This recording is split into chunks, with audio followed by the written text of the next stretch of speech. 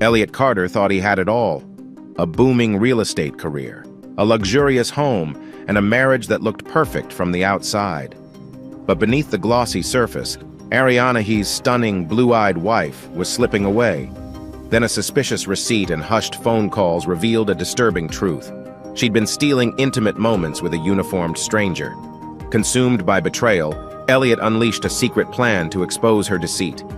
Yet he never imagined how far the scandal would spiral once hidden cameras and cunning ultimatums came into play. Whose hearts, ambitions, and reputations would crumble first, and who, if anyone, would escape intact? Elliot Carter still remembers the day he set foot in Riverside City, broke and determined to carve out a future that wouldn't be bounded by the modest circumstances he'd grown up in. Even at 21, fresh out of college with a finance degree, he'd been sure of one thing: the real estate game offered a direct path to wealth, power, and control. Through relentless hours, unwavering focus, and a keen sense of people's hidden motivations, Elliot rose into the top tier of agents at Mayfield and Cross in record time. So much so that by the time he was 24, he got an offer from Riverside Properties, the city's largest real estate firm, with a salary base that dwarfed his father's entire life earnings. 6 years later, at age 30, Elliot's name was frequently featured in local business magazines as the unstoppable real estate shark who could close million-dollar deals seemingly on autopilot. Clients who wanted luxury properties in Riverside or commercial expansions in the suburbs knew to call him first. He was calculating, quick on his feet, and unafraid of a challenge. If you set him on a particular listing, he'd net you top dollar, and if you set him on a property to acquire, he'd charm and negotiate circles around the owner. His colleagues respected him. His competitors envied him. And in the middle of that swirling success stood Ariana, his wife of 7 years. The two had married young, straight out of college.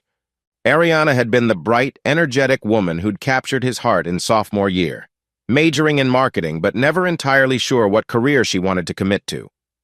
Elliot adored her from the moment he first spotted her in the campus library, hair in a playful ponytail, flipping through marketing textbooks with a bored expression.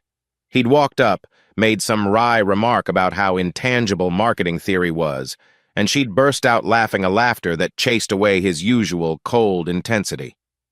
In those days, Ariana had radiated a sense of excitement about the future, and Elliot, for all his ambition, had felt safe opening up around her. She alone could see the warmth beneath his stern, disciplined exterior. Over time, Ariana's dream included living somewhere glamorous, enjoying a comfortable lifestyle, and eventually starting a family. Elliot's dream involved achieving financial freedom, ensuring neither Ariana nor he ever worried about money again. By the time they were 26, he was already forging an enviable track record at Riverside Properties, raking in commissions that covered a comfortable mortgage on a lovely 2-story home in the Meadow Lane district. Ariana was thrilled at first sunny kitchen, quaint backyard garden, upscale shops nearby. In truth, she'd always liked the idea of a big house more than the day-to-day reality of running or maintaining one. She'd lounge in the living room, flipping through interior design catalogs, smiling at how beautiful their life looked from the outside. That facade, though, was already under strain. Elliot's work demanded insane hours.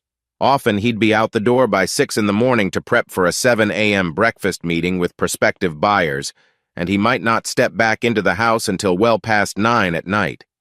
Weekends that Ariana had hoped would be dedicated to them traveling or seeing friends turned into open houses, client lunches, or property auctions. Elliot would cut short a Saturday brunch with Ariana to field a phone call from a developer out in Glendale who wanted to see him immediately. He'd kiss her on the cheek, say, "Sorry, babe, but this is the big deal we've been waiting for. Once it's in the bag, I'll make it up to you."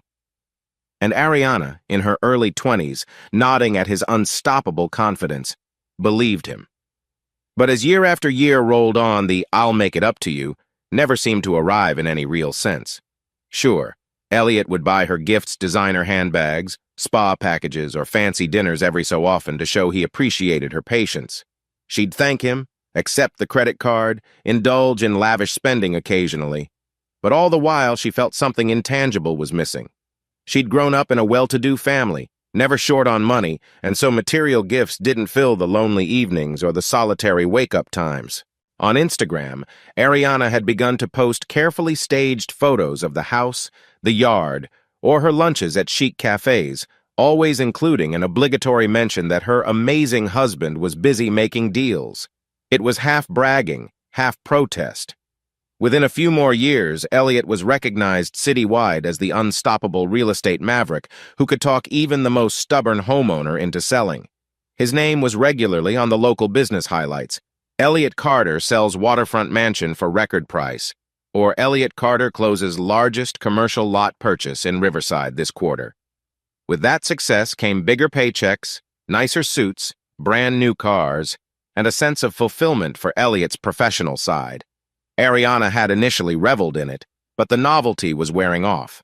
She had no stable career of her own. She tried to find a role in marketing, but found every position dull or unchallenging. She toyed with side gigs, tried launching a blog, some influencer-type hustle, a mild interest in event planning, even a fleeting attempt at a local PR job that fizzled out. Meanwhile, Elliot was rarely around. Their conversations, once vibrant with jokes and shared dreams, had been reduced to short bursts. How was your day? Fine. Yours? Busy. Okay, good night then. As Ariana approached her late 20s, she began noticing quiet changes in herself, especially after comparing her life with that of her girlfriends from college. They had robust social circles. Some had kids already, some traveled the world with their spouses, or they ran interesting projects. Ariana felt left behind. Her existence was overshadowed by Elliot's unstoppable career, and her resentment slowly built. Yet she never fully confronted Elliot, possibly because she'd always seen him as unstoppable and somewhat intimidating. That same unstoppable drive that had once seemed so attractive to her was now creating a gulf they rarely acknowledged. One morning, Ariana left home at 7 a.m. for yoga class, something she'd only recently decided to try. Elliot, bleary from a late client dinner, barely registered her departure. She didn't come back until noon, carrying shopping bags from a boutique across town. Elliot typically wouldn't question her daily routine, he just mentally noted she'd used the credit card. Later that week, Ariana started receiving more and more text messages, always suspiciously flipping her phone face down when Elliot glanced her way. He was too fixated on finalizing a major commercial sale to push for answers, but the small details were adding up. Arrived on a Saturday morning, Elliot, stepping into the kitchen to brew coffee, found 2 half-empty ceramic mugs in the sink. He frowned. Ariana rarely used those mugs, preferring her tall Togo cup, and he hadn't touched them either. Maybe she used them with a friend, he told himself, though a mild sense of unease rippled. Ariana dismissed it with a breezy, "Oh yeah, I had someone over for a quick chat while you were at the open house. Didn't want to bother you." She said it so casually that Elliot, pressed by the day's schedule, merely nodded and hurried off, but the detail lingered in his mind. Meanwhile, at the office, Elliot's boss, Hank Rasmussen, was piling on the pressure. "You're the best we've got," Hank told him. "But we've got expansions to handle, more clients demanding top service. I need you to finalize that downtown tower project." Elliot juggled a half-dozen phone calls, flipping through spreadsheets on his iPad, mentally scheduling dinners with prospective developers. The job was intense, but he thrived on it. He was proud that Ariana could have anything she wanted, from high-end furnishings to spa days. He believed in his pragmatic male logic that this was how a husband provided. He never once suspected Ariana wanted something intangible from him: time, shared intimacy, genuine laughter, warmth. Over the next few weeks, Ariana's phone seemed attached to her. She texted constantly. Sometimes Elliot would glance up from the sofa, see her in the armchair with an odd, secretive smile while typing. The moment he caught her eye, she'd lock the screen or flip it face down, lips pressed tight. Elliot's mind was too exhausted from real estate deals to entertain full-scale suspicion. Yet each small sign her leaving earlier, returning later, guarded phone behavior. New clothes he'd never seen poked at him like a subtle warning. He told himself, "Nah, we're just in a slump. She's probably got new friends. I'll figure out how to fix it soon." He was, in some corner of his mind, slightly naive about the possibility of infidelity. Certain Ariana wouldn't do that to him. Ariana, for her part, was bored, and when boredom consumed her, it often mutated into a restless desire for attention. She was used to being adored by Elliot in their early years. Now she felt taken for granted. She'd test small boundaries, maybe skipping dinner at home without telling him first, claiming she'd forgotten to text him that she was out with friends. She'd mention a new friend or a new hobby with a dismissive wave that invited no follow-up questions. Elliot's father had passed away from a heart condition years earlier, leaving Elliot as the main caretaker for his mother, so Ariana didn't want to push or demand. Part of her rationalized that Elliot was under a lot of stress, but the rest of her increasingly yearned for a spark. Came when Elliot decided to pick up groceries in Ariana's car since his Lexus was in the shop for maintenance. Glancing in her cup holder, he found a crumpled receipt from a fancy downtown restaurant. It was for 2 dinners, plus a bottle of wine, time-stamped the exact evening Ariana told him she'd done takeout. He confronted Ariana calmly. "Hey, you said you grabbed takeout that night. This receipt looks like a full meal for 2 at the Skylight. You want to tell me about that?" Ariana's eyes flickered. She answered with forced casualness. "Oh, that was with Dina, my old college friend. She insisted we treat ourselves. I guess I didn't mention it." Elliot's gut twisted, but Ariana's composure was convincing enough for him to let it drop for the moment. And so the seeds were planted. Elliot became more watchful, noticing Ariana's phone lighting up with messages from JW, or unknown numbers. She'd slip away to respond in hushed tones. He tried telling himself that Ariana was just exploring new friendships, but the mismatch between her stories and the odd receipts, the hush-hush calls and the new clothes, suggested otherwise. Dana Carter, Elliot's mother, picked up on Ariana's changed social media habits. "Her Instagram is full of coffee shops with no mention of you," Dana warned her son over the phone, worried. Elliot, half listening, said, "Mom, I'm sure it's fine," but a pit of anxiety sank deeper. He felt like he was ignoring a ticking time bomb in his personal life. Finally, Ariana stopped being vague about her new friend. One evening, while Elliot was filing some documents in his home office, Ariana strolled in and casually mentioned, "Hey, I've been going to a self-defense class with this police officer, Jerome Wilkes. You know, just to learn some basic moves. He's cool. No big deal." Elliot had half an urge to question her more, but the day had battered him with back-to-back negotiations. Instead, he just forced a smile, said, "Good for you," and turned back to his spreadsheets. Ariana left with a flicker of a smirk, as though she knew she'd tested him. A part of Elliot told himself, it's healthy for her to have interests, ignoring the faint alarm bells. Manifested 2 weeks later, Ariana began wearing a silver necklace that Elliot recognized from a pricey jewelry boutique downtown. She mentioned she'd snagged it at a close-out sale, but Elliot had once tried to get Ariana a gift from that same boutique he knew their concept of a sale meant still hundreds of dollars. Could Ariana afford that on her own? Probably not. Elliot's confusion grew.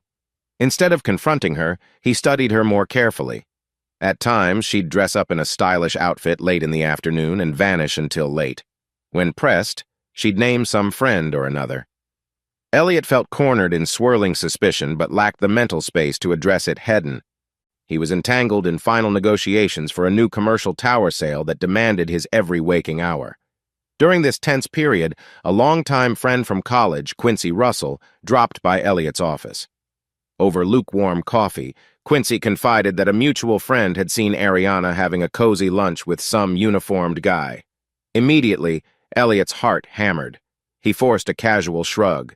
"Yeah, that's Jerome, her new self-defense buddy. I guess they're friends." Quincy, unconvinced, said, "I'm telling you, man, the person who saw them said it looked more than friendly." Elliot's expression hardened, but he murmured, "Thanks, I'll keep my eyes open." Inside, he was already furious, hating the notion that some busybody was gossiping about Ariana. But seeds of dread sank deeper. He realized he'd been tiptoeing around the possibility that Ariana might be cheating. At home that evening, Ariana breezed in around 10, lips parted in a faint smile, hair slightly disheveled, claiming she'd been at a friend's birthday. Elliot studied her face. For a moment, she froze under his gaze, then turned defensive. "Why are you staring?" He masked his suspicion. "Just noticing you look different." Ariana brushed it off, heading to shower. Elliot clenched his fists, feeling a wave of helpless rage. The unstoppable real estate shark, who'd closed multi-million-dollar deals with the slightest push, was powerless in his own marriage. That night, he lay awake, Ariana's soft breathing next to him, while he stared at the ceiling. Her phone beeped from the nightstand. She snatched it quickly. He pretended to be half asleep, but glimpsed the name on the screen, unknown, and Ariana's flush of excitement. As if to confirm his darkest suspicions, Elliot's phone buzzed at midnight with a text from an unrecognized number. "Elliot, do you know where Ariana really was tonight?" His blood turned cold. He typed back, "Who is this?" No reply. Heart pounding, he realized there might be someone feeding him clues about Ariana's betrayals. He drifted to an uneasy sleep, half determined to bury himself in denial, half craving to unearth the truth. The anonymous message replayed in Elliot's head all through the next morning. He'd tossed in bed the entire night, haunted by the possibility that some stranger knew more about Ariana's whereabouts than he did. Was it a friend? Or someone hoping to stir up drama? Or a random troll? He tried calling the number again, straight to voicemail. Ariana stepped out early, claiming she had a hair appointment. Elliot simply stared at her retreating figure, remembering how she'd breezed in late last night, reeking faintly of cologne that wasn't his. Elliot walked into the kitchen, sipped black coffee, mind swirling. Never once in his adult life had he felt so paralyzed. In business, if there was a suspicion about a client lying, he'd investigate quickly, gather data, and confront them with unstoppable logic. So why not do the same with Ariana? Why was he so paralyzed? Partly because he dreaded what he'd find if he looked too closely. But the text from that unknown number forced his hand. If someone else was noticing Ariana's behavior, it implied her affair, if it was truly an affair, might be more blatant than he cared to admit. A wave of anger rose in him. He decided it was time to investigate thoroughly. That night, Ariana once again left for girls' night. Elliot made a show of being casual, offering no pushback. She slipped out the door wearing an outfit he'd never seen, revealing a bit more skin than usual. Alone in the silent house, Elliot felt a swirl of betrayal. The unstoppable professional in him took over. He rummaged in her desk drawers, scanning for any suspicious receipts, notes, or evidence.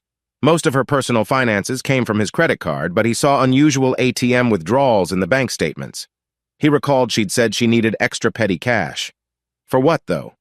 Then, as if fate was guiding him, Ariana had left her phone behind just as it lit up with a text from J.W. The preview read, "Can't wait to see you again. Last night was incredible." Elliot's chest clenched painfully. He grabbed the phone, tried Ariana's birthday as a passcode. It unlocked. Surprised at his own boldness, Elliot scrolled the message thread. The evidence was damning. Ariana had been sneaking around with Jerome Wilkes, a uniformed officer, exchanging romantic texts that explicitly described physical encounters. Mentions of meeting at the Elkwood Hotel, about how "I miss your smile," "You have no idea how alive you make me feel," and other lines that practically branded Ariana's betrayal into Elliot's mind. The second Elliot realized Ariana was having a full-blown affair, his heartbreak converted into a cold fury. The man who sealed real estate deals with ruthless efficiency was now determined to deliver righteous punishment. He set the phone down, heart pounding, tears threatening to form. But he refused to cry. If Ariana had deceived him so deeply, she no longer deserved those tears. Then a strategic voice in his head said, "Don't confront her yet. We need more evidence." Yes, evidence. He needed a plan. Elliot took photos of the text messages with his own phone, ensuring he had backups. He discovered Ariana was meeting Jerome at some motel on the outskirts of town, usually once or twice a week, always timed when Elliot had late showings or weekend open houses. The betrayal stung. He glimpsed Ariana's illusions. "I just want to feel wanted," she texted Jerome. "Elliot is never around." Another message from Jerome read, "I'll treat you better than that money-hungry bastard." Elliot's rage soared. Money-hungry bastard? This cop had no idea how hard Elliot had worked to build everything. He muttered under his breath, "You want to see money-hungry, officer? Let's see how hungry you get when I'm done with you." The next day at Riverside Properties, Elliot paced his office, ignoring calls from clients. He sent a message to Quincy, asking him to come by after lunch. When Quincy arrived, Elliot locked the door and practically shoved the screenshots in front of him. "Look at this," he growled. Quincy's jaw tightened as he skimmed the messages. "Damn, man. Ariana, I'm sorry. This is serious." Elliot stared out the window, voice tense. "I'm not going to be some clueless chump while they laugh at me behind my back. No, I'll show them who they're dealing with." Quincy sensed the dangerous edge in Elliot's tone. "Dude, maybe just talk to her or get a divorce. Don't do anything rash." Elliot snorted. "Talk to her? She made her bed with some uniform clown. No, I want to bury them both. She's going to regret crossing me." The unstoppable predator in Elliot awakened. For years, he had rarely used manipulation or subterfuge outside of real estate deals, but now he realized it was time to treat Ariana and Jerome like obstacles that needed to be cornered and destroyed.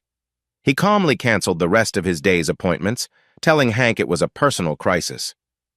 Then he spent the afternoon building a strategy: how to gather conclusive proof that Ariana was cheating with Jerome, how to humiliate them, how to ensure Ariana gained nothing from a divorce settlement, and how to burn Jerome's career to ashes. He did consider just divorcing Ariana quietly and moving on, but his pride was battered and his love had soured into something vengeful. He pictured Ariana sneaking back home from cheap motels or fancy restaurants with Jerome, then lying to Elliot's face. The betrayal was too deep. Elliot wanted her to feel the same misery she had inflicted on him. So he planned. That evening, Elliot called a private investigator named Brooke Langley, whom he'd once helped buy a downtown loft. She owed him a favor. He explained Ariana's suspicious behavior, told Brooke about the texts, and asked if Brooke could track Ariana discreetly to confirm the affair. "I want ironclad photo evidence," Elliot said. Brooke agreed. She also suggested capturing any phone calls or hotel visits on camera, if possible. Elliot made a mental note to possibly hide cameras in their house, but he had to be careful not to tip Ariana off. Meanwhile, Ariana, unsuspecting, was currently out shopping for groceries, ironically leaving Elliot alone to plan her downfall.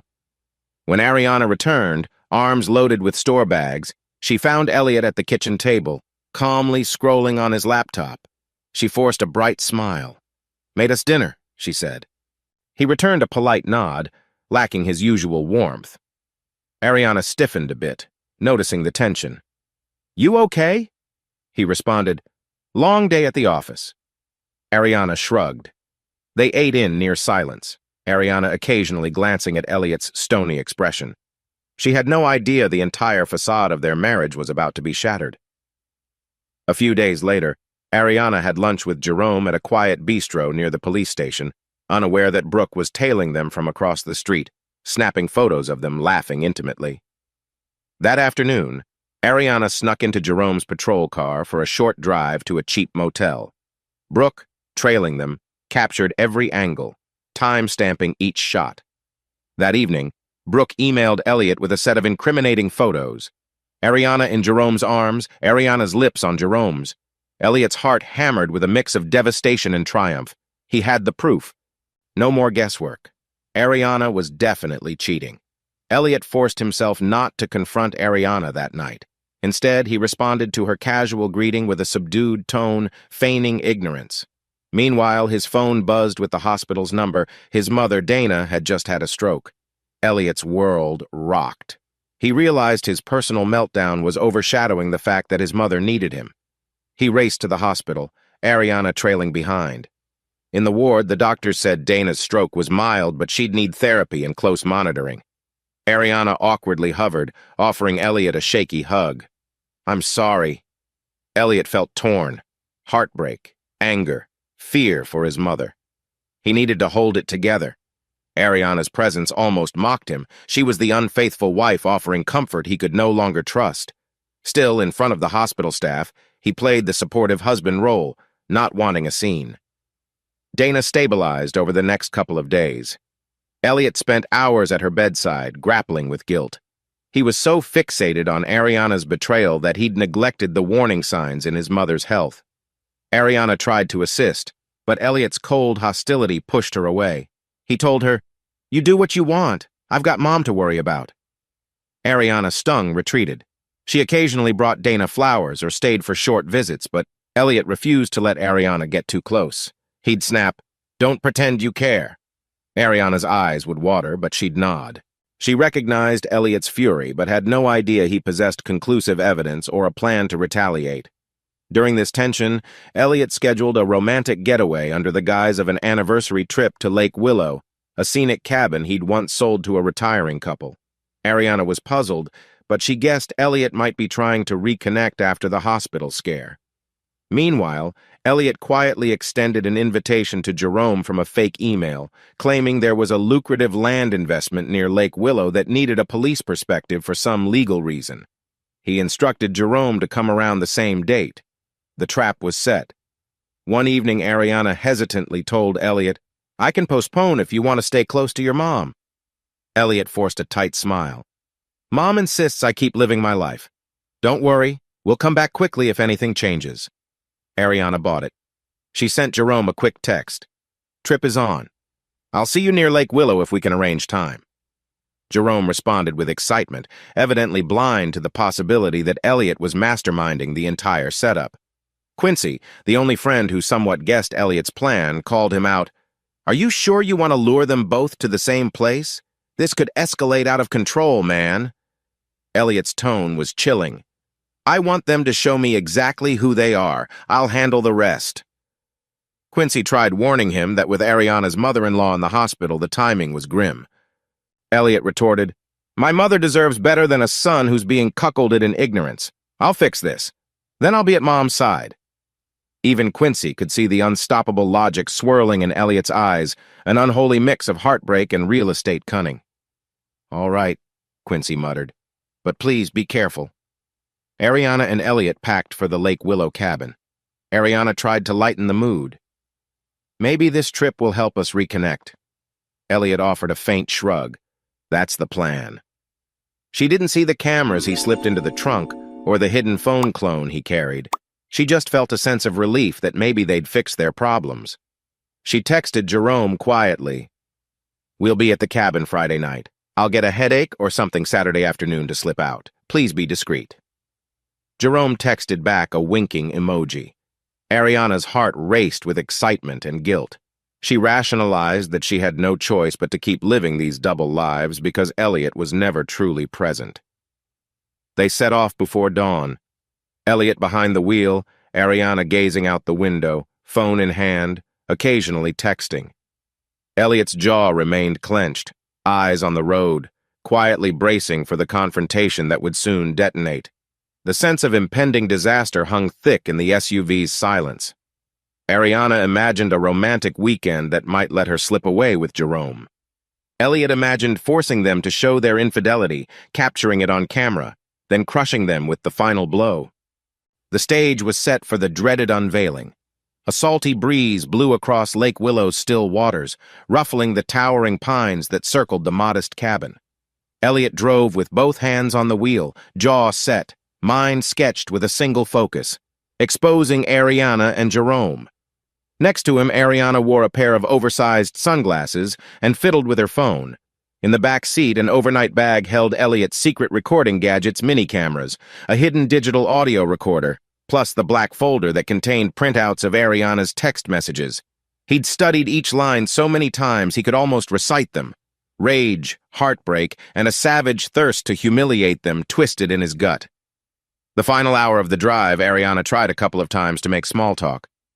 "Should we pick up groceries?" she asked softly. Elliot nodded without meeting her eyes. "Might as well. There's a shop near the lake. We'll stop there."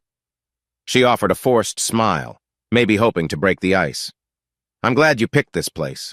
It looks so beautiful online." He shrugged. "Yeah, the perfect getaway." His tone was careful, betraying no sense of the storm inside him. For Ariana, the tension felt thick as tar. She kept glancing at Elliot's profile, the strong jaw, the stern mouth, those weary eyes that used to brighten whenever she walked into a room. She longed to figure him out, whether he suspected or if the darkness in him was just from stress at work and worry over his mother's stroke.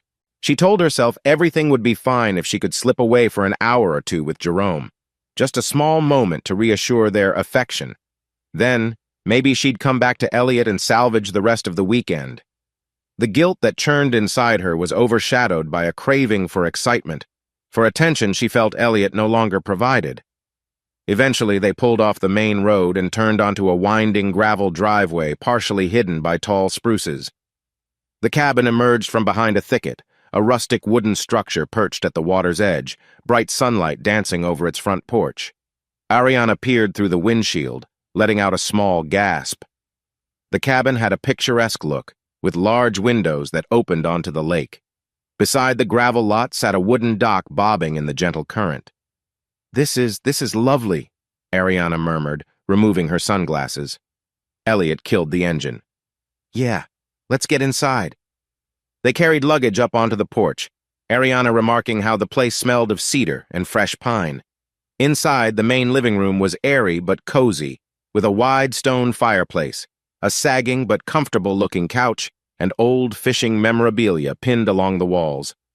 Ariana ran her hand along a side table, searching for a lamp switch. Elliot trailed behind, his gaze sweeping for vantage points to place his hidden cameras. Secretly, he'd already visited the cabin the previous weekend, well in advance of Ariana's knowledge. He'd pretended to show a vacation rental property to an out-of-town client, an elaborate ruse that gave him time to set up wiring for 2 miniature cameras in the living room and near the bedroom hallway. Now, he only needed to confirm they were angled properly, unseen by Ariana. He wouldn't risk checking them in front of her, so he forced a smile. "We'll get comfortable. Then we can pick up groceries in the nearest town," Elliot announced. "I'll build a fire tonight." "That'd be nice," Ariana said, setting her purse on a table. "Feels peaceful here." Peaceful, Elliot thought grimly, though soon enough it would be a war zone for her and her cop boyfriend. He took Ariana's suitcase to the modest upstairs bedroom. It had a single large bed, plus a small window overlooking the lake. "We can stay up here," Elliot said evenly. Ariana gave him a quizzical look most times. They would have discussed sleeping arrangements or teased about how they'd arrange the bed. Now it was just a statement. She exhaled quietly, flickers of relief and tension swirling. Perhaps he was opening up a crack. Perhaps, though, he had no idea. After half an hour of settling in, Ariana stepped out onto the deck overlooking the water, phone in hand, while Elliot claimed he was going to check the basement. Truthfully, he wanted to confirm the camera angles from the second system. The basement door creaked as he ducked into a low-ceilinged storage area. Floodlight trickled through a tiny window. Crates were stacked along the walls, but in one corner, Elliot had placed a hidden camera behind an old fishing net. He crouched down, pulled out his phone, checked a specialized app that displayed each camera's live feed. Crisp, perfect angles. He saw Ariana on the deck, her back turned, typing away, possibly texting Jerome already. He forced himself to breathe. His mother was in the hospital, his wife was betraying him, and soon he'd be orchestrating a dramatic confrontation. The swirl of stress might break a lesser man. Elliot prided himself on being unstoppable. If Ariana wanted to see unstoppable, he would show her the darkest side of his cunning. Footsteps overhead told him Ariana had stepped back inside. Elliot switched off the camera app, slipping the phone into his pocket. Time to act normal. He headed upstairs, calling out, "You said you wanted groceries, right?" She turned from the window. "Sure, yeah. Let's see what's in the fridge first." They rummaged around, found minimal provisions, and decided to head to the local store a few miles down the main road. In Ariana's mind, she was partly excited for a small grocery run. She'd use that time to gauge Elliot's mood, to see if he might spontaneously open up. She also wanted to slip Jerome a text about approximate times. In Elliot's mind, the grocery run was a chance to keep Ariana calm, show normalcy, so she wouldn't sense a trap. They drove to a little mom-and-pop store called Shady Pines Grocer. Ariana hopped out, scanning the empty lot. "I guess business is slow." Elliot forced a shrug, following her in. The store smelled of old wood floors and fresh produce. Ariana picked up fruit and vegetables absent-mindedly, occasionally glancing at her phone. Elliot watched her from the corner of his eye. Halfway through their shopping, Ariana excused herself to grab a phone call out front. Elliot pretended to read labels on some jarred sauces, but snuck to the door, just far enough to eavesdrop. Ariana's voice was hushed and urgent. Yes, I'm here with him now. No, I think he's totally unsuspecting. I'll figure out a time. It'll probably be tomorrow afternoon. Yes, I'll keep you posted. She hung up quickly. Elliot felt his pulse hammer. The final confirmations. Ariana was planning to meet Jerome soon. Perfect. He forced himself to step back to the produce aisle, picking up a bag of potatoes. Ariana strolled in, cheeks slightly flushed, offering a smile that struck him as false. "Everything okay?" he asked. "Just a friend calling about something," she said, quickly changing the subject. "I found some steaks on sale. Thought we could grill tonight?" He nodded. "Sure. Steaks it is." They bagged their groceries and paid at the single register near the store's entrance. Elliot's mind reeled with anticipation. Ariana's phone beeped again, and she tapped out a reply in lightning speed, ignoring him. The drive back felt taut as a piano string. Ariana occasionally hummed some soft tune, while Elliot stared at the winding road. He pictured the next day's confrontation in his head. He wanted them to walk right into his web, no chance to hide or backtrack. Back at the cabin, Ariana busied herself in the small kitchen area, rummaging for pans, marinating the steaks. Elliot stepped onto the deck, scanning the horizon. A gentle hush of waves lapped against the wooden dock, and tall pines lined the lake's edge. Late afternoon sun cast a golden glow across the rippling surface. It could have been a romantic paradise had Ariana not been cheating with Jerome. Elliot clenched the porch railing, inhaling the crisp pine air, telling himself to hold it together. For the plan to succeed, Ariana and Jerome had to believe they were safe. He walked in, forced a grin. "Need help?" Ariana eyed him warily. He never usually offered help with cooking. Sure, you can prep the salad."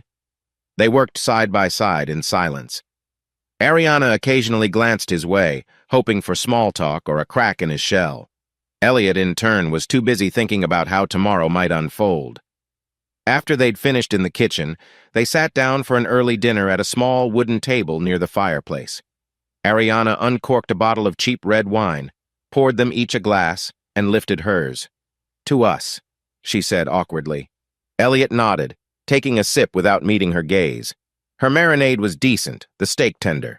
Elliot methodically cut and ate. Ariana tried to lighten the mood with a question about his real estate deals. He gave short replies, not wanting to break character, but not wanting to talk either. In truth, the quiet unsettled Ariana. She'd half expected that they might have an argument or a heart-to-heart. Instead, they existed in a standoff, both harboring secrets. After dinner, Ariana cleaned up, humming softly to herself. Elliot told her he would gather some firewood. He left the cabin, walking around to the side where a stack of logs sat under a tarp. He inhaled, bracing for the next steps. He texted Quincy an update. "They plan to meet tomorrow afternoon. Camera's set. Wish me luck." Quincy texted back a single line. "Don't do anything insane, man." Night fell, blanketing the lake in starlight. Inside, Ariana had changed into pajamas, perched on the couch with her phone. Elliot tossed a few logs into the fireplace, struck a match, and soon had flames crackling. The dancing glow cast flickers across Ariana's face, making her look strangely vulnerable. She cleared her throat. "Nice fire." He nodded, settling in the armchair a short distance away, arms folded. She tried to meet his eyes. "Elliot, He cut her off. "We can talk tomorrow. Let's just rest." Ariana's eyes gleamed with confusion. In the past, if she had something to share, Elliot would listen, maybe not wholeheartedly, but at least he'd attempt. This was different, a new coldness. She sighed, rose from the couch, and muttered goodnight. Moments later, Elliot heard the bedroom door click shut. Alone by the fireplace, he stared into the flames, imagining Ariana's betrayal. Scenes from the text messages replayed in his mind. Her flirting, praising Jerome's physique, mocking Elliot's absence. He ground his teeth. The unstoppable man in real estate was about to become unstoppable in vengeance. She'd see the price of humiliating him. Eventually, he dozed off. Around midnight, he woke with a stiff neck. He trudged upstairs to find Ariana already asleep on the bed, back turned. For a moment, guilt bubbled at the memory of how they used to hold each other close. Then he reminded himself she'd replaced his closeness with another man's.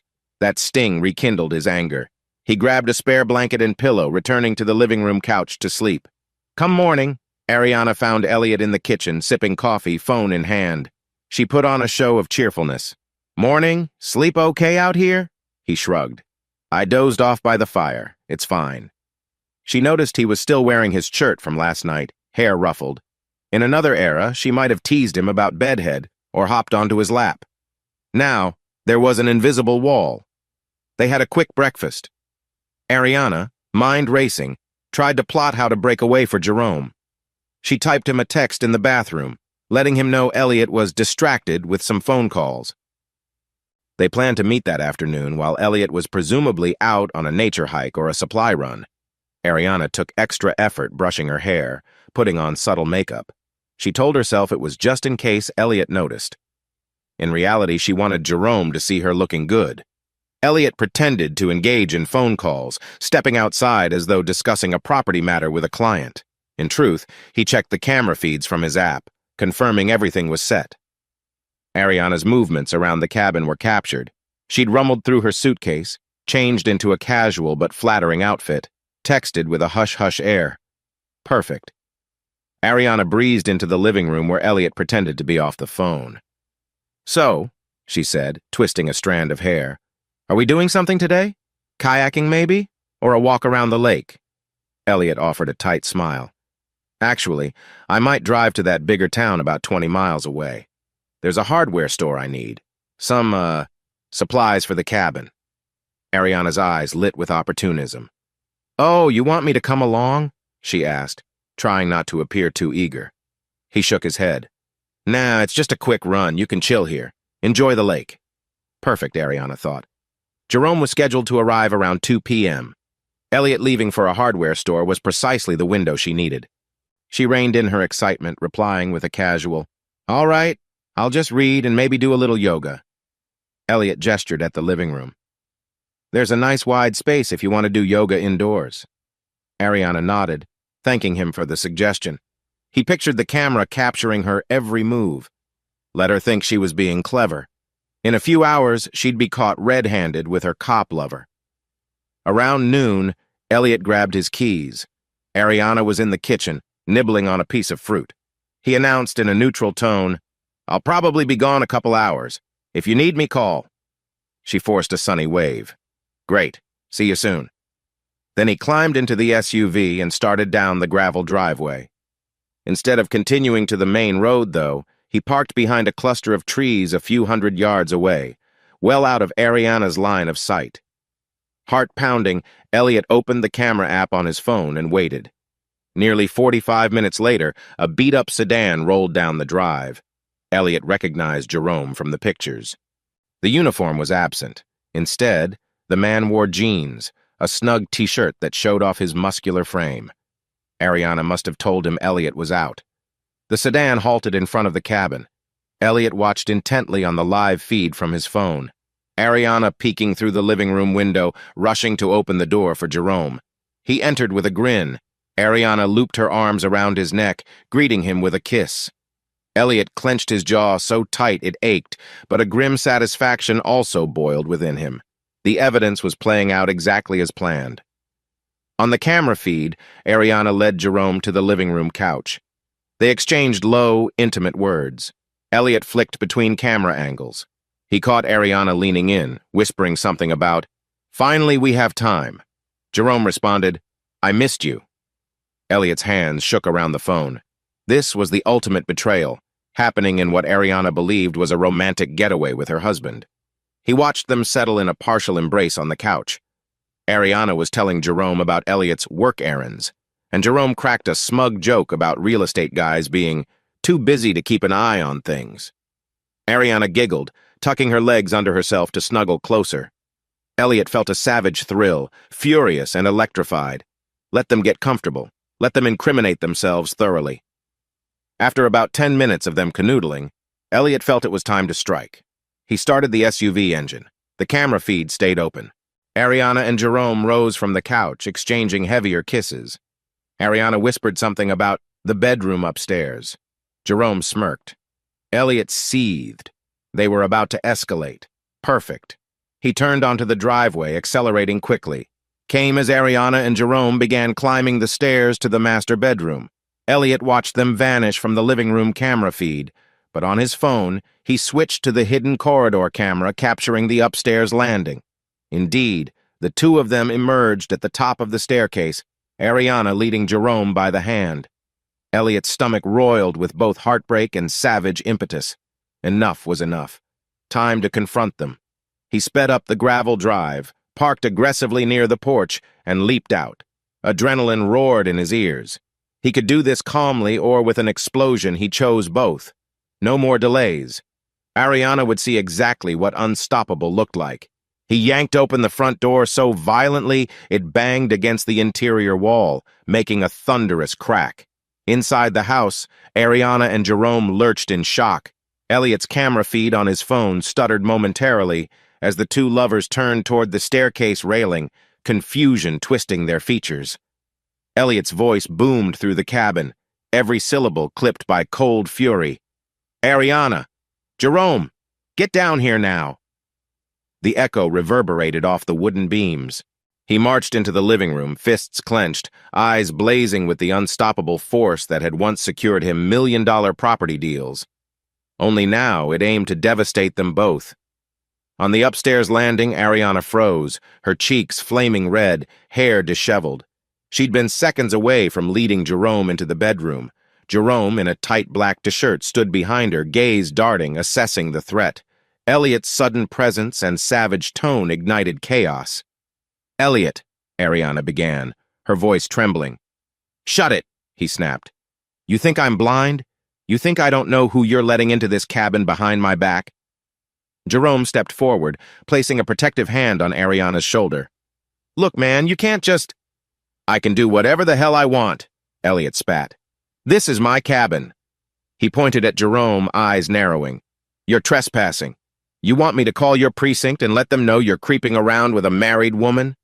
Because I have that number on speed dial. Ariana's heart pounded, tears spilling.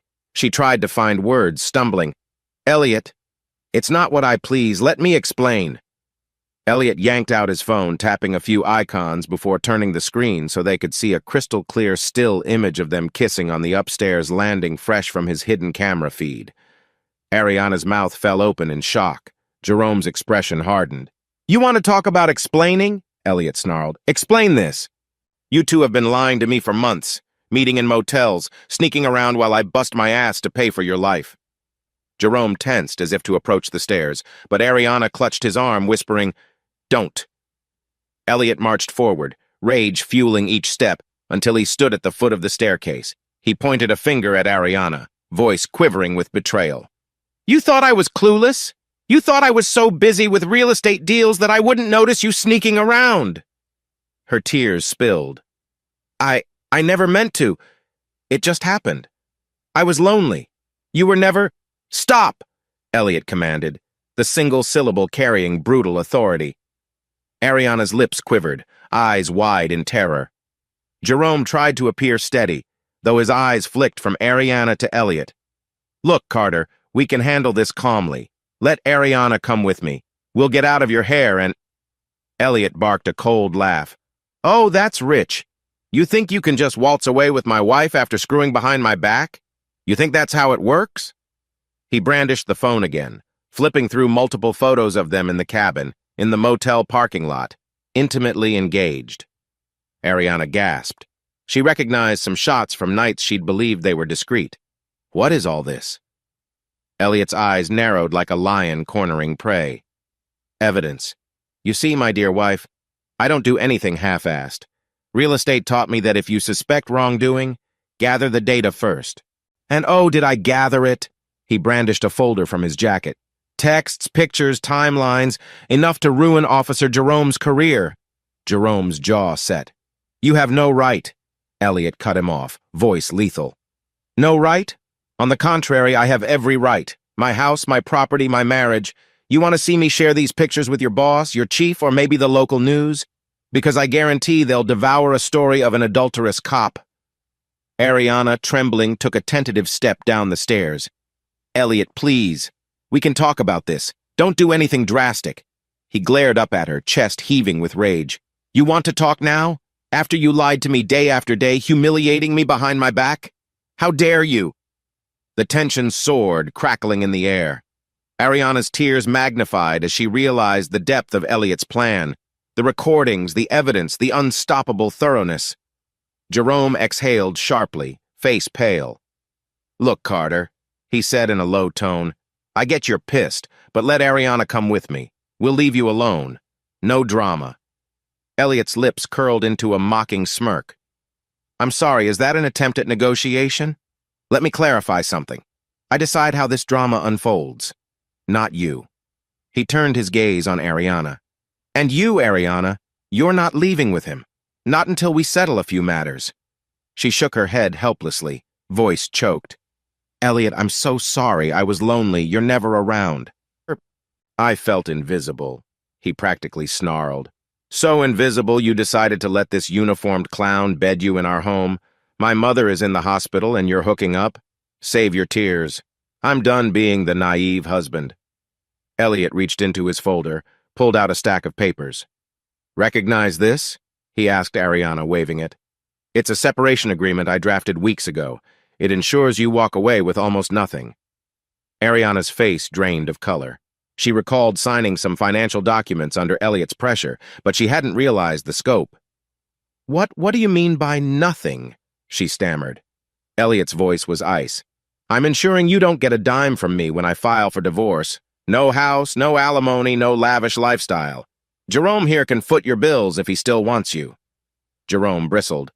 Don't talk about her like she's property. Elliot turned, eyes blazing. Shut your mouth, or I'll release these photos right now. You'll be property of the tabloids, then the police disciplinary board. Jerome clenched his fists but stepped back, knowing Elliot held all the cards.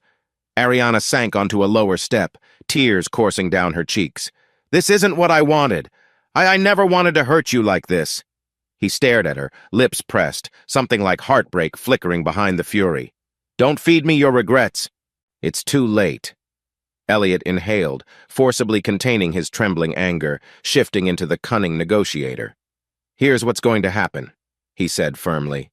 Ariana, you signed the separation agreement. I now have your name on multiple disclaimers ensuring you relinquish claims to my assets. Next, you'll remain with me for a while, pretending we're still married until I finalize certain legal moves. Let that sink in. You'll stay under my watch, or I release every piece of evidence. Ariana blinked, horror spreading. You can't make me stay. He chuckled darkly. Oh, but I can, because if you run off, I drag your name through the mud and let your precious Jerome face the consequences of seducing a married woman, lack of moral character, conduct unbecoming an officer. This man will lose everything. Possibly face charges if I spin a trespassing or blackmail angle. Don't test me. Jerome glared at Ariana, voice hushed. We can fight this, you know. He can't blackmail you legally. Elliot laughed. Try me. I know how to spin a narrative. Between the cameras, the texts, your vile commentary about me in them, the vantage that you're an officer exploiting your position, my attorneys would have a field day. If I choose to go public, your career is done. Ariana sobbed. Elliot, please, this is cruel. You're hurting me. Just let me go. He stepped forward a few more steps. Hurting you? After you stabbed me in the back for months? Don't talk about cruelty. You have no idea what cruelty is. Silence fell. Ariana's chest heaved with ragged breaths, tears glistening. Jerome's eyes flicked from Ariana to Elliot, seeming torn between lunging at Elliot or retreating.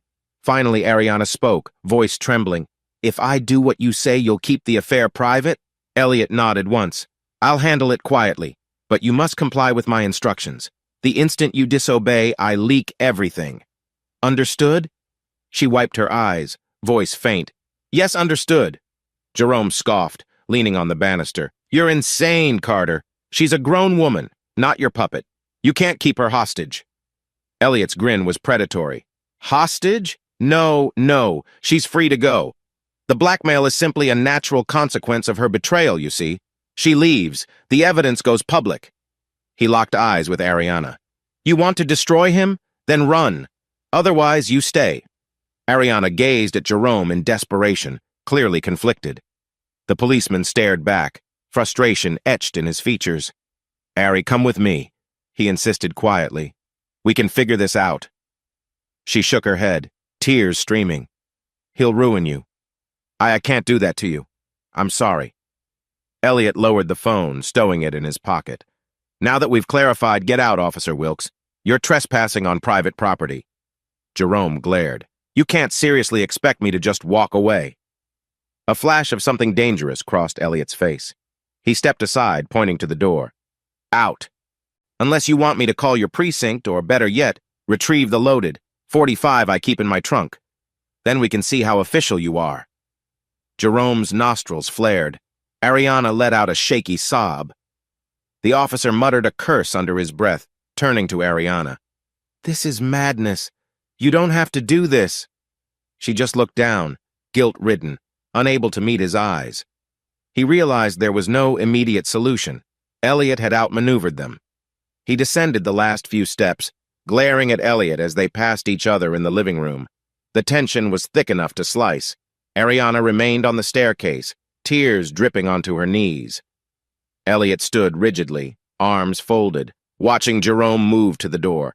The policeman paused before opening it, glancing back with a final savage glare. You'll regret this, he spat. Elliot's smirk was pure frost. Doubtful. Now goodbye. Jerome slammed the door behind him, footsteps stomping on the porch, then the sound of the sedan starting up outside. Ariana flinched at every noise, heart-hammered, tearful regrets swirling. This was never how she intended it to end. She'd only wanted a taste of excitement, not a scorched earth war. A hush fell across the cabin as Jerome's car engine faded into the distance. Ariana remained on the stairs, trembling, arms hugging herself as though physically cold. Elliot let out a slow, ragged breath. He turned to face her, a swirl of heartbreak, betrayal, and triumphant fury in his eyes. They stared at each other from across the living room. Ariana's tears silently fell. Elliot advanced a few steps, voice cold. Well, that was enlightening. Now you know exactly where we stand. You're staying with me, following my rules, until I finalize a few matters. Then we'll see if I let you off quietly or if I decide to bury you. She choked. How can you be so cruel? We used to love each other. He inhaled sharply. We used to. You decided that wasn't enough. She tried to stand, legs wobbling, eyes pleading. Elliot, I'm sorry, I was lonely. You were never home. Your real estate deals were endless. I needed to feel some kind of closeness. I made a horrible mistake, I get that. She paused, swallowing thickly. But I'm still a person. I still have feelings. You can't just treat me like a prisoner. He let out a harsh laugh. Feelings? You threw those away when you betrayed me. If you want sympathy, look elsewhere. Or better yet, ask your cop boy toy how to cope with unemployment. Ariana's face flinched as if slapped. She realized the full brunt of Elliot's unstoppable capacity for revenge. He held all the evidence and wouldn't hesitate to use it. She pressed her palm to her mouth, stifling a sob. What do you expect me to do now? He exhaled, crossing to the couch, dropping his folder on the coffee table. First, you'll come back with me. We'll maintain appearances for a while. People don't need to know about our arrangement. Then, when I say so, we finalize the quiet separation. Possibly a divorce that leaves you with nothing unless you follow my conditions exactly. Understood? Ariana sank onto a lower step, tears rolling. And I have no say in this? You're just dictating everything?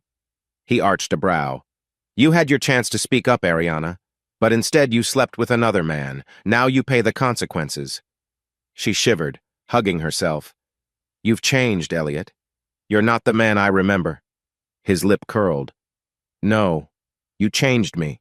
Don't forget that. Silence descended, thick and stifling. Ariana sniffled, at a loss for words. Elliot watched her with frigid detachment. Part of him ached with heartbreak. He had loved this woman passionately once. But the ferocity of betrayal overshadowed everything else, forging him into a punisher. Eventually, he stepped toward the kitchen, rummaging for a glass of water. Ariana remained on the stairs, tears drying on her cheeks, staring at the folded separation agreement.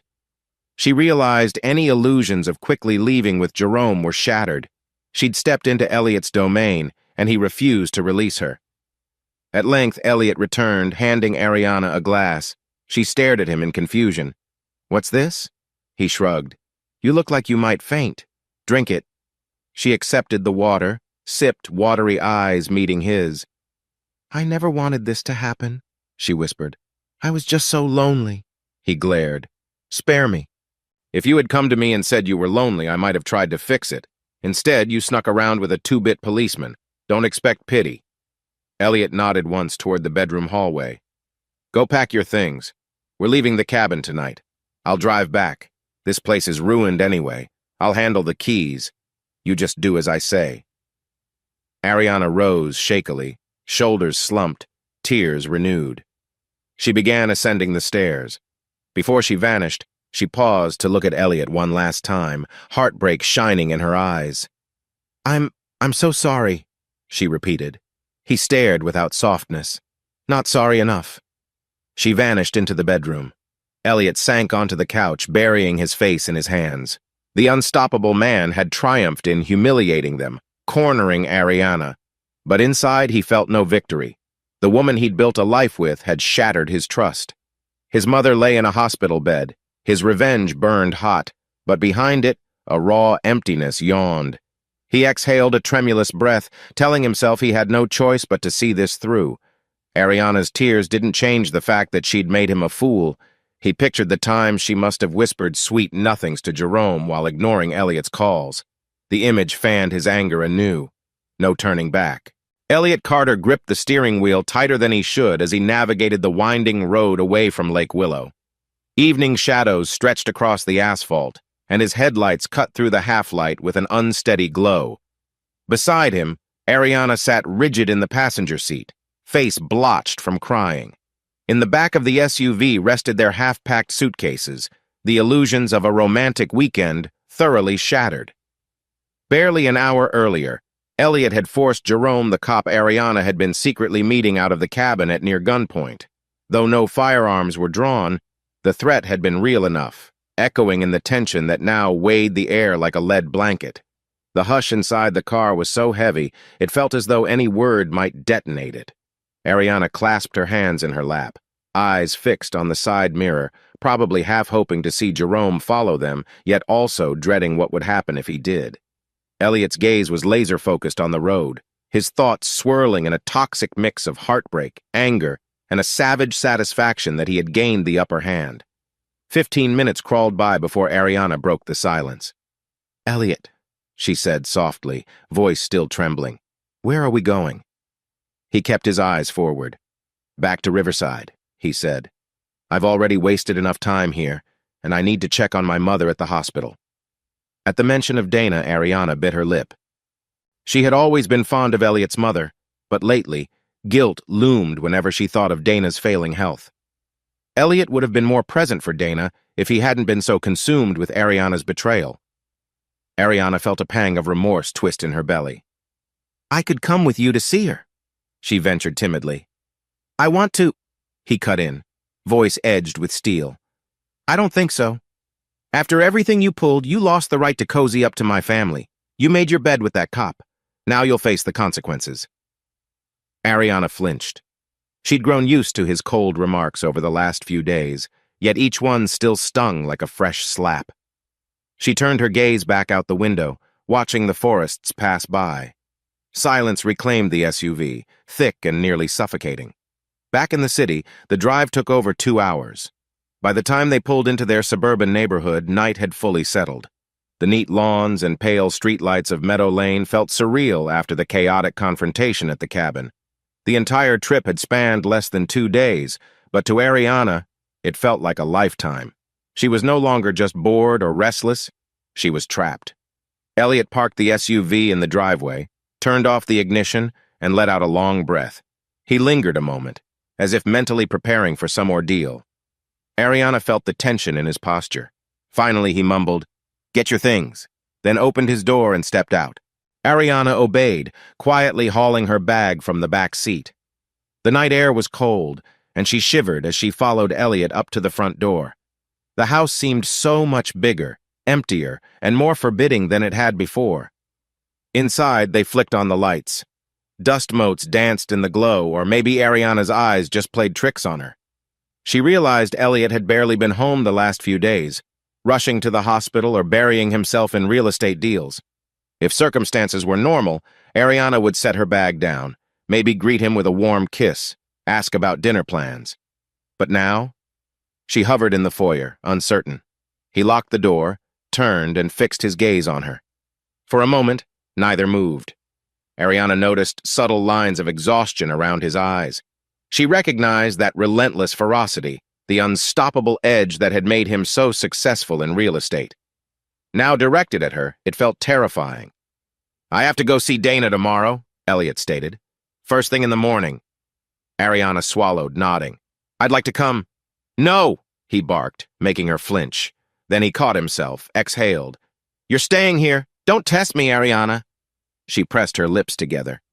I'm worried about her too," she whispered. "I care about your mother." "Funny way of showing it," Elliot spat. "Carrying on your fling while I was juggling my job and my mom's health crisis." Very touching. Tears rushed to Ariana's eyes again, but she forced herself not to sob, not to crumble. "I never wanted it to go this far." "Well, it did." He glared, stepping closer, intimidation radiating. "Remember our agreement. Keep living here with me. Pretend everything's normal for the outside world, so I can finalize certain legalities. If you even think of contacting Jerome or defying me, I'll blow this wide open. Understood?" She felt a knot in her throat. "Yes, I understand." He grabbed his suitcase, turning to head upstairs. "Then do as you're told. I'll be in my room. You find another space if you want." He paused on the first step, not looking back. "Don't bother me tonight." She stood there watching him ascend. A tear slipped down her cheek. This was the man she'd once adored, the man she'd hurt so badly that she'd awakened a dark side in him. Now, she was reaping that whirlwind, caged by her own mistakes. Remorse pulsed in her chest. She wondered fleetingly if she should call Jerome for comfort or run away. But Elliot's threat echoed in her mind he'd destroy everything. She sank onto the sofa, burying her face in her hands. Her future looked as bleak as a sealed tomb. Morning came in a haze of overcast skies. Elliot was already gone when Ariana crept out of bed. She found a note on the kitchen counter, scrawled in his neat but terse handwriting. "Going to see Mom at St. James's, then office. Don't leave the house unless absolutely necessary." She trembled reading it, a swirl of resentment and guilt battling inside. She felt like an inmate on house arrest. Did he expect her to just wait aimlessly all day? Well, yes, Ariana realized. That's exactly what he expected. She brewed coffee, trying to calm her nerves. The ring she once wore was stashed in a drawer somewhere she didn't feel right wearing it now. She wandered the quiet house. Everything looked the same, from the living room photos of her and Elliot in happier times to the spiral-bound property brochures on the coffee table. Yet it all felt suffocating, overshadowed by his ultimatum. She tried turning on the TV, flipping channels, but found no distraction. Her phone lay on the coffee table, powered on she could text or call whomever. But the threat hung. If Elliot discovered she contacted Jerome, there'd be a brutal fallout. Ariana's heart clenched as she recalled how forcibly Elliot had confronted them at the cabin. She imagined his reaction if he caught her now. She didn't want to push him further. By noon, she paced the living room, arms hugging herself. She glimpsed the partial separation agreement Elliot had forced her to sign. So many disclaimers in complicated legal language, leaving her with almost no claim on their home or finances. She realized with a sick jolt that if Elliot divorced her, she'd walk away practically penniless, forced to rely on her parents or find a job. Maybe that was still better than living under his tyrannical watch. Then again, the scandal might humiliate her family, tarnish her name, and he'd ruin Jerome. A wave of shame overcame her, remembering how Jerome was suspended or close to it. All because of her and, of course, Elliot's unstoppable vendetta. Finally, she sank onto the couch, burying her face in her hands. "God," she whispered, "what have I done?" Meanwhile, Elliot stood beside Dana's hospital bed, the beep of monitors filling the sterile air. Dana looked pale, hair disheveled, but her eyes lit up with faint warmth upon seeing her son. She tried to speak, but her words emerged slurred. "Elliot?" "I'm here, Mom," he said quietly, pulling up a chair. He gently took her hand, though 1,000 violent emotions churned inside him. "How are you feeling?" She managed a shrug and crooked smile. It pained him to see her so vulnerable. For a moment, the raging heartbreak receded, replaced by genuine concern. He remembered being 14, standing beside her at his father's funeral, vowing to protect her. And now, all these years later, she had a stroke, and he'd been too distracted by Ariana's betrayal to see the warning signs early. The guilt burned. Dana's eyes flicked around, searching. She tried to form a question. "R.R.?" Elliot knew she meant Ariana. He clenched his jaw, forcing a half-truth. "She's at home, Mom. She wants to be here, but I thought it better she stay." He swallowed. He could guess his mother's next question. She'd always been fond of Ariana. If Dana learned the real story, it might worsen her condition. He forced calm. "Don't worry. Ariana's fine. The doctor said you'll need more therapy, but we'll get you through this." Dana squeezed his hand gently, as if to say she believed him. She had no idea how shattered her son felt. He tried to keep his expression neutral. He couldn't talk about Ariana's betrayal now. The heartbreak threatened to bubble up, but he willed it down. His mother needed calm, not drama. A nurse stepped in to check vitals. Elliot said his quiet goodbyes, promising he'd return soon. As he left the hospital, striding down the corridor, he felt the phone in his pocket vibrate. A message from Quincy. "Any update? You okay?" Elliot typed back a curt reply, sticking to the plan. "Ariana's at home, under watch. We'll call soon." He paused, leaning against the wall, letting out a trembling breath. The unstoppable real estate tycoon wanted so badly to fix everything in his life, to rewrite the betrayal. But no, the only path left was to maintain control, finalize the punishment. Ariana would remain under his roof, paying for her sins, at least until he decided otherwise. He clenched his teeth and headed to the office, mind swirling with deals and revenge in equal measure. By late afternoon, Ariana was curled on the living room armchair, staring blankly at her phone. She'd scrolled social media feeds, seeing pictures of old friends. Everyone else seemed to have normal, happy lives. She was living in a quiet nightmare. She considered calling her mother or her sister, but what would she say? "I cheated on my husband, and now he's basically blackmailing me to stay." That conversation would devastate her parents. Suddenly, the front doorknob turned. Ariana jolted to her feet, fear flickering that it might be Jerome or Elliot back in a fury. The door opened to reveal Elliot in a crisp gray suit, face taut with stress. She held her breath as he entered. He set down his briefcase near the foyer and locked eyes with her. "How's your mother?" Ariana asked, voice trembling. She half expected him to snap at her again. He exhaled. "She's stable, better than before, but still a long way to go." He tossed his keys on the side table, crossing the living room. For a moment, he just studied her, arms folded, expression a swirl of weariness and anger. "You been anywhere?" She shook her head. "I stayed like you said." He nodded curtly. "Good." A pause lingered. "I can't have you running off and stirring up scandal." She swallowed. I'm not trying to make things worse, Elliot." She hesitated, then softly offered, "I was worried about you, about your mom." He scoffed under his breath. "Keep your concern to yourself." He walked past her toward the kitchen, rummaging for a glass of water. Ariana followed a few steps behind, fiddling with the hem of her shirt. She mustered some courage. "Can we talk about this arrangement?" she asked quietly. "I understand you're angry. I'm not blaming you for that, but we can't just coexist in silence." He drank water, set the glass down with a sharp clink. "Oh, we'll talk, all right. As soon as I finish some basic real estate formalities. Then we'll see about finalizing that separation agreement." Ariana's heart sank. She had no illusions that he might forgive her, but hearing him so matter-of-fact about discarding her burned. Still, she tried. "Elliot, I never wanted to hurt you. If there's any chance we can—" He spun, eyes flashing. "Stop. You don't get to ask for a second chance. The only reason I haven't kicked you onto the street with a scandal on your name is because I want to do it on my terms. Understand? My terms." She bit her lip, tears forming again. He saw her tears, but it only seemed to deepen the coldness in him. "You brought Jerome to our bed, Ariana.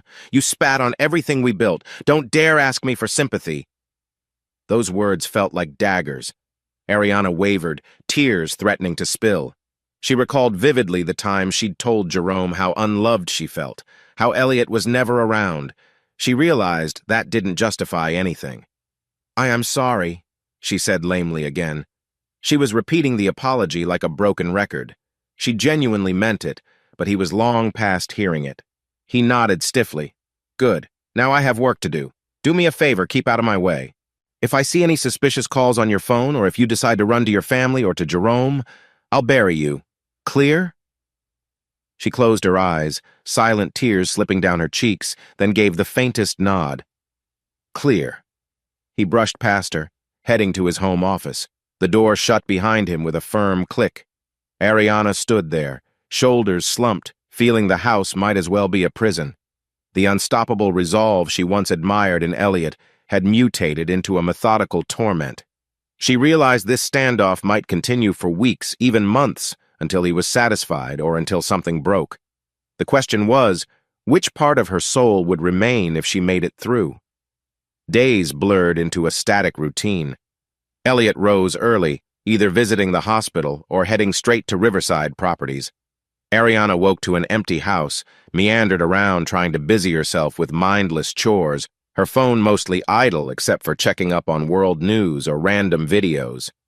She feared calling or texting friends might tip Elliot's suspicion, so she avoided it. If they asked why she was absent from social gatherings, she'd lie with vague mentions of family stuff. She had minimal appetite, losing weight. Elliot returned in the evenings, occasionally bringing takeout or leftover conference lunches, but they rarely ate together. Sometimes he'd toss her a container of food and vanish into his office to do more real estate deals or to finalize legal documents. Ariana tried a couple times to approach him with small talk. "Did you manage that new listing?" Or, "Is your mother improving?" He either ignored her or gave curt answers. In this new routine arrived when a quiet Sunday rolled in, and Ariana decided to do some yard work to clear her head. The front lawn had grown wild, something she used to take pride in. She rummaged in the garage for gardening gloves, only to find a small stash of old pictures Elliot had stored in a box. Photos of them from college, from their first apartment, from the wedding. She sank onto a dusty stool, flipping through them. Her heart twisted, seeing her younger self grinning at Elliot, pure love in her eyes. In one shot, Elliot lifted her in his arms near a campus fountain. They both looked breathless with laughter. Tears prickled. When did we lose all that? She was uncertain whether the blame was entirely hers, or if Elliot's relentless drive had alienated her. Probably both. But that didn't excuse her betrayal. She gently placed the photos back, tears smudging the corners. The ache was almost physical. She took a deep breath, stepped out to the lawn, and began pulling weeds. Earthy scents enveloped her, the sun warming her arms. At least this was something she could control. A small patch of chaos made orderly. A fleeting sense of calm washed over her. But the moment she heard Elliot's car pulling into the driveway, anxiety crashed back. He stepped out, wearing a crisp button-up shirt. Probably returning from visiting Dana again.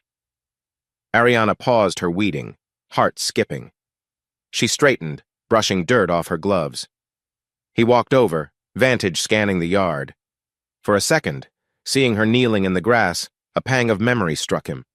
He recalled Ariana once bright-eyed, planting flowers. The memory caused a flicker of conflict in Elliot's gaze. She mustered a small attempt at civility. "Welcome back. How's your mom?" He set his jaw. "Same. Not better, not worse." He paused, glancing at the shears in her hand. "Decided to fix the yard?" Ariana nodded. I needed something to do." Silence. She bit her lip. "I can cook dinner if you want." He gave a non-committal shrug, stepping onto the porch. Sure, whatever. With that, he disappeared inside, leaving her alone in the yard again. She stared after him, tears threatening again. Yet that was the closest to normal conversation they'd had in days. Maybe he was softening a fraction? She finished up weeding, put away tools, and then headed inside. Elliot had changed clothes and was in the living room, scanning email on his phone. Ariana tentatively approached. I'll, check the fridge to see what we have. Pasta okay? He nodded without looking up. She sighed, heading to the kitchen. For a fleeting second, it felt like an old routine. Ariana cooking, Elliot busy with work. The difference was the thick tension that overshadowed everything. She boiled water, sautéed some onions and garlic, rummaged for a jar of tomato sauce. She even found some ground beef in the freezer. The movements felt mechanical, but they calmed her nerves somewhat. She set the table, half expecting him to ignore the meal. But after a few minutes, he wandered in, phone in hand, scrolling. Smells decent, he commented. Slight relief blossomed. She served him a plate of spaghetti, sprinkling grated cheese on top.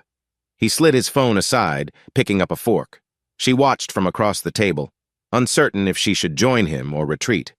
He flicked his gaze at her empty seat. Might as well eat, he said tersely. She swallowed, nodding. Sure. She served herself and sat, hands trembling slightly. They twirled spaghetti in silence, no conversation beyond the clink of silverware. Ariana noticed how she lacked appetite, but forced a few bites. Elliot eventually asked, You get groceries again? We still have enough for the week? She blinked, not expecting any question from him. I do. I can go tomorrow morning if we're low on anything. He nodded vaguely, returning to his food. That was the end of that. But in Ariana's eyes, it was a small improvement from complete stonewalling. They finished dinner. Ariana stood to clear plates, but Elliot said, Leave it. I'll handle the dishes. You keep out of trouble. She frowned, a swirl of confusion. He rarely offered to do the dishes. He turned away, busying himself at the sink. She retreated to the living room couch, sinking into the cushions, hugging her knees. Am I reading too much into that? Perhaps it was a sign that he was less enraged, or maybe he just wanted her out of his space. Moments later, footsteps approached. She looked up to see Elliot standing a few feet away, drying his hands on a dish towel. His expression carried a mixture of weariness and unspoken conflict. Ariana's chest tightened. She'd grown so used to him ignoring or snapping at her that this quiet approach unsettled her. He cleared his throat. I have some updates about the separation agreement. Her stomach dropped. She stiffened, bracing for bad news. I need you to sign an addendum. My lawyer says it'll finalize the disclaimers on your share of the house. Ariana's eyes flicked to the coffee table. She recalled the earlier papers. She swallowed. So soon? He shrugged, voice bitter. Better to handle it fast. That way, if you decide to run off with your cop friend, I'm fully protected. Understand? Her heart ached. She hated how he spat references to Jerome. She nodded numbly. Fine, she whispered. I'll sign. He nodded. Good. Because tomorrow evening, I want you to meet me at his office, my attorney. That is to finalize. We'll keep it discreet. Ariana's eyes misted with tears, but she forced them back. Yes, I'll do it. She stared at him, wanting to ask if this meant he'd let her go soon. But the words caught in her throat. She felt half dead inside, caged by her misdeeds. They lapsed into silence again, Elliot crossing to the far side of the living room, flicking through channels on TV. Ariana realized the day was done, and another night in this oppressive standoff began. She considered sleeping in the guest room again to avoid an awkward confrontation. Strangely, though, after the new separation papers were mentioned, Elliot seemed slightly calmer. She wondered if having a plan for their final break gave him a sense of closure. Did that mean he was leaning toward letting her leave quietly? Or was he planning a final humiliating blow? The unpredictability gnawed at her. Eventually, Ariana cleared her throat. I'll turn in, she said softly. Good night. Elliot paused, glancing at her with an inscrutable expression. Night, he said gruffly, then returned his attention to the TV. Ariana left, heading upstairs to the guest room, mind swirling with uneasy hope and deep regret. Morning dawned with a drizzle tapping the roof. Ariana woke from a restless sleep, heart pounding with the memory of her upcoming meeting at the attorney's office. She recalled the vow she'd made to Elliot: comply or face utter ruin. She dragged herself to the shower, letting hot water wash away the tension, but the fear wouldn't rinse off. Downstairs, Elliot was already dressed in a crisp navy suit, tie impeccable. He drank coffee by the window, phone pressed to his ear. Ariana hesitated in the hallway, waiting for him to finish his call. The lines of his face were harsh, but as he ended the call, he flicked a glance her way. "We need to leave at 4 p.m., he said, no greeting. "My attorney's scheduling us for a 4:30 slot." She nodded, clasping her hands. "Okay, I'll be ready." He tilted his head. "You can stay here all day or do errands, I don't care. But keep your phone on. If you vanish, I'll know. Understood?" She swallowed, giving a small nod. "Yes, Elliot." He grabbed his keys from the counter, breezing out the door without another word. Ariana released a trembling breath. She half wanted to run away, half convinced that would be insane. He'll find me. He'll expose everything. She closed her eyes, recalling the scorching humiliation at the cabin when he showed her the camera feed. No. She'd sign the papers, swallow her pride, and maybe he'd eventually let her go. The day crawled by. Ariana tidied the house, rummaged for groceries, forcing herself not to dwell on what might happen after she signed. She felt a flicker of worry about Jerome's situation. Was he suspended or fired? Should she try to message him? She dared not. Elliot had threatened to check her phone. She pictured Jerome alone in his place, cursing her name, or maybe planning some misguided rescue. The thought both warmed and terrified her. By 3:45, Ariana paced the foyer, awaiting Elliot's return. Rain drummed the windows. She wore a modest outfit, not wanting to appear defiant or alluring, just a black skirt and a neutral blouse. Her phone beeped. She jumped, but it was just a spam email. She exhaled. Finally, Elliot's car pulled up. She grabbed her purse, opened the front door, stepping onto the porch. He scanned her, expression unreadable. "Let's go," he said. The drive to the law firm was silent. Tension coiled between them. Ariana's pulse raced. She pictured the sterile office, the official stamp on her near-penniless separation. Would that be the final blow? Or was he planning more steps? She realized she had no control either way. They arrived at a tall brick building downtown. Elliot escorted her into an elevator, then a hallway marked with brass letters: Somerset, Hall, and Beckett Attorneys at Law. Ariana's mouth felt parched. Elliot typed a text on his phone, ignoring her. A receptionist guided them to a conference room. The walls were lined with austere volumes of legal code. A tall, stern-faced man in a dark suit introduced himself as Michael Somerset. He shook Elliot's hand firmly, then turned to Ariana with a polite nod. "Mrs. Carter," he said with practiced courtesy. She tried to return a tiny smile, but her nerves tensed, reading the title, Mrs. Carter, as a cruel irony. Michael invited them to sit at a polished mahogany table, sliding a fresh set of documents forward. Ariana's stomach fluttered when she saw the lines referencing relinquishment of property claims and no alimony. She shot Elliot a quick, pleading glance. He returned a cold stare, silent. Michael cleared his throat. "So, Mr. and Mrs. Carter, we have the additional disclaimers to finalize. This ensures that if dissolution of marriage occurs, the distribution of assets follows the outlined conditions." His tone was professional, but Ariana sensed a mild disapproval. Did he guess the tension in the room? She took a pen, scanning the lines. "It says I under no circumstances can claim partial ownership of the Meadow Lane house, or any future real estate acquired with Carter funds, or any future commissions earned by Elliot from real estate transactions, correct?" Michael nodded. "Yes, it effectively nullifies community property claims. Mr. Carter's wealth remains his alone. Meanwhile, you retain personal belongings and any separate assets you may have had prior.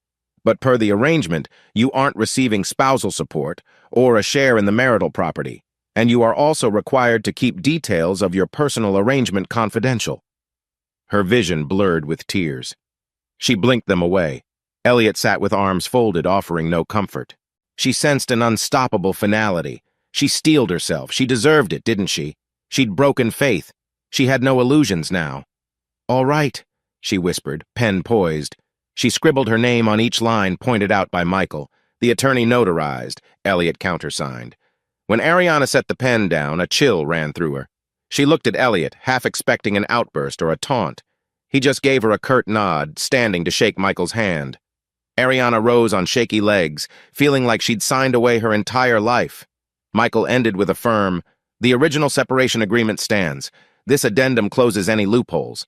If either party files for divorce, the terms are locked."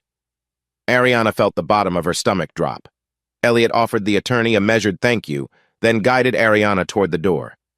As they stepped into the drizzly evening, Ariana's tears welled. Was she free now, or just pinned more tightly than ever? Elliot's next move was unknown. She had to find out. But the moment she tried to speak in the car, he silenced her with an icy glare.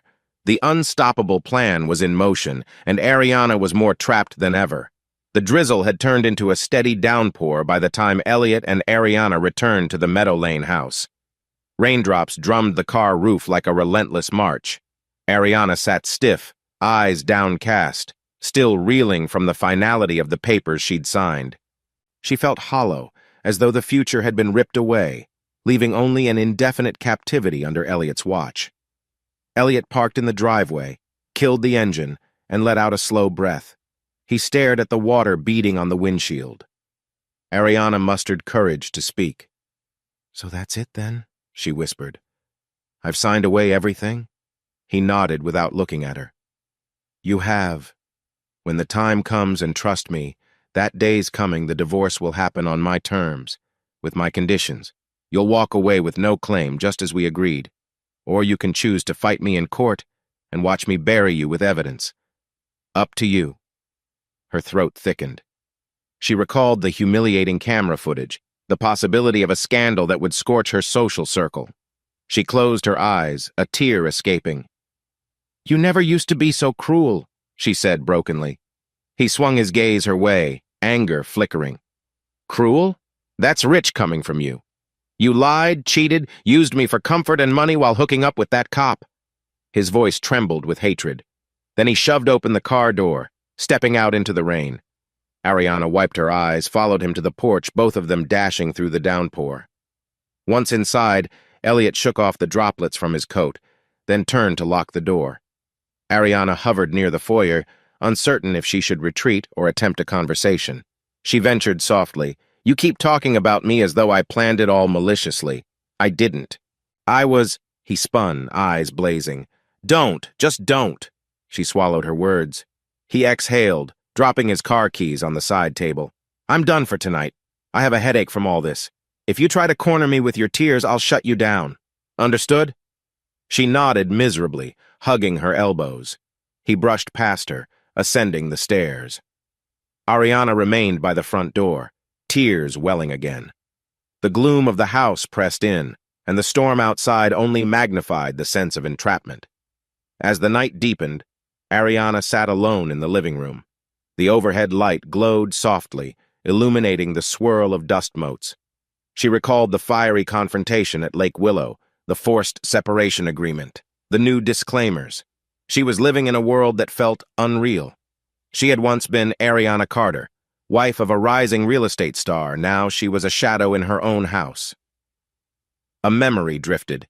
The day Elliot had proposed to her back in college, kneeling under the campus oak tree, her squealing, "Yes," through joyous tears. She buried her face in her hands, fresh tears leaking. That memory was gone. She had destroyed it. For what? A fleeting sense of excitement with Jerome? She remembered Jerome's final words before he left the cabin, telling her, "You don't have to do this." She wondered if he was still out there, fuming at Elliot's blackmail, or if he'd truly given up. She had no way to contact him safely. The phone was a risk. And if Elliot discovered even a single message, she forced herself to stand, walk to the kitchen, rummage for tea. She needed to calm her nerves. Enough tears for one night. She still had to find a way to exist in this twisted arrangement, maybe even find a small crack in Elliot's armor to negotiate a less painful outcome. Or perhaps there was no negotiation. She felt the swirl of despair re-emerge. Footsteps behind her made her jump. Elliot stepped in, arms crossed. He'd changed into sweatpants and a shirt, hair slightly damp from a shower. She offered a shaky attempt at a smile. "I was making tea. Do you want some?"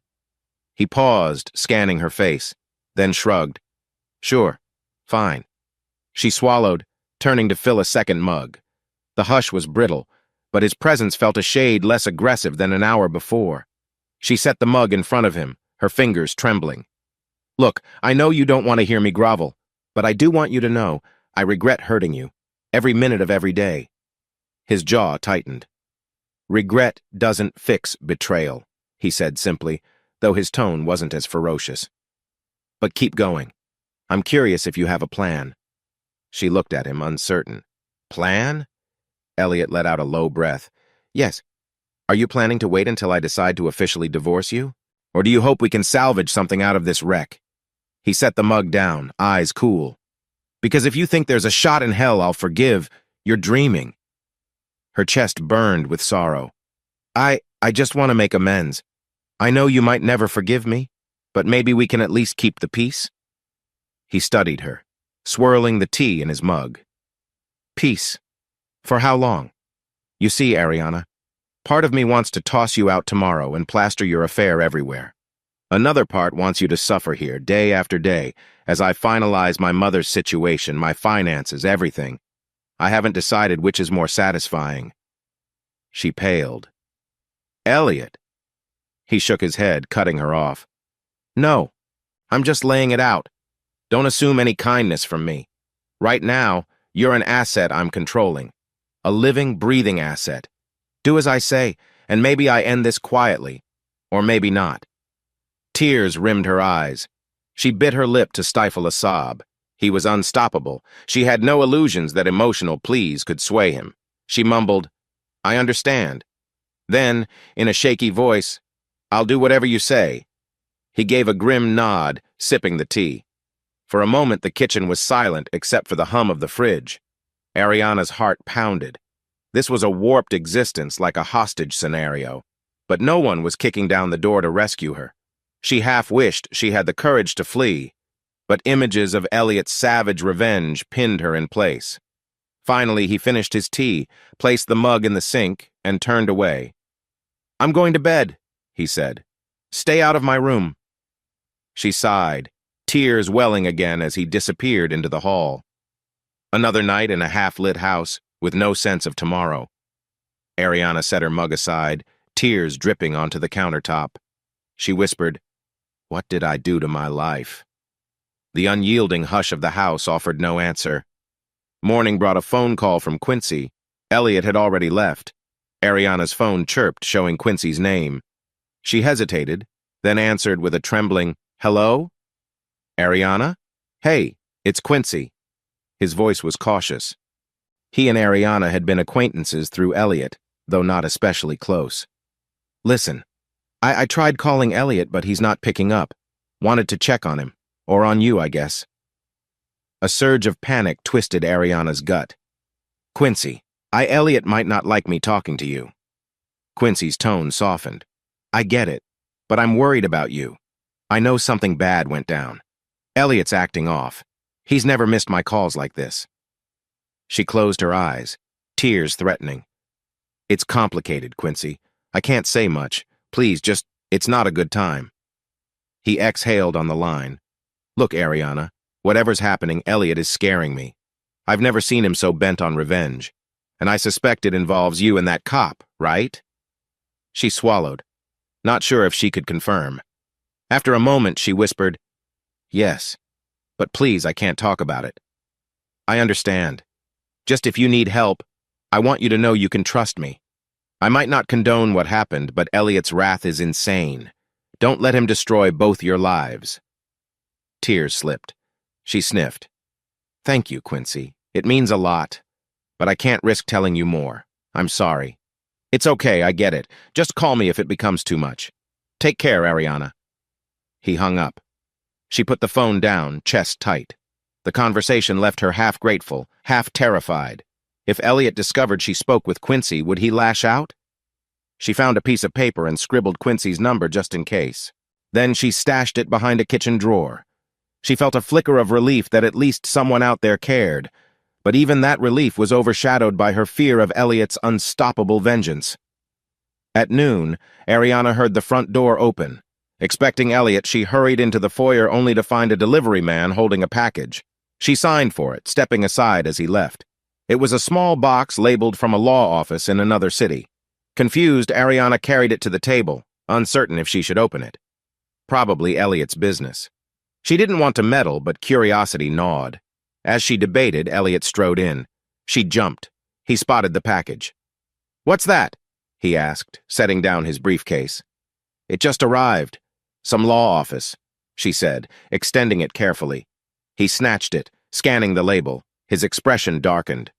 "Damn it," he muttered under his breath, opening it with a kitchen knife. Ariana hovered anxiously. He pulled out a folder stuffed with documents. She glimpsed official seals. "What is it?" He glared at her. "Nothing that concerns you. Another property dispute." He stuffed the folder back in.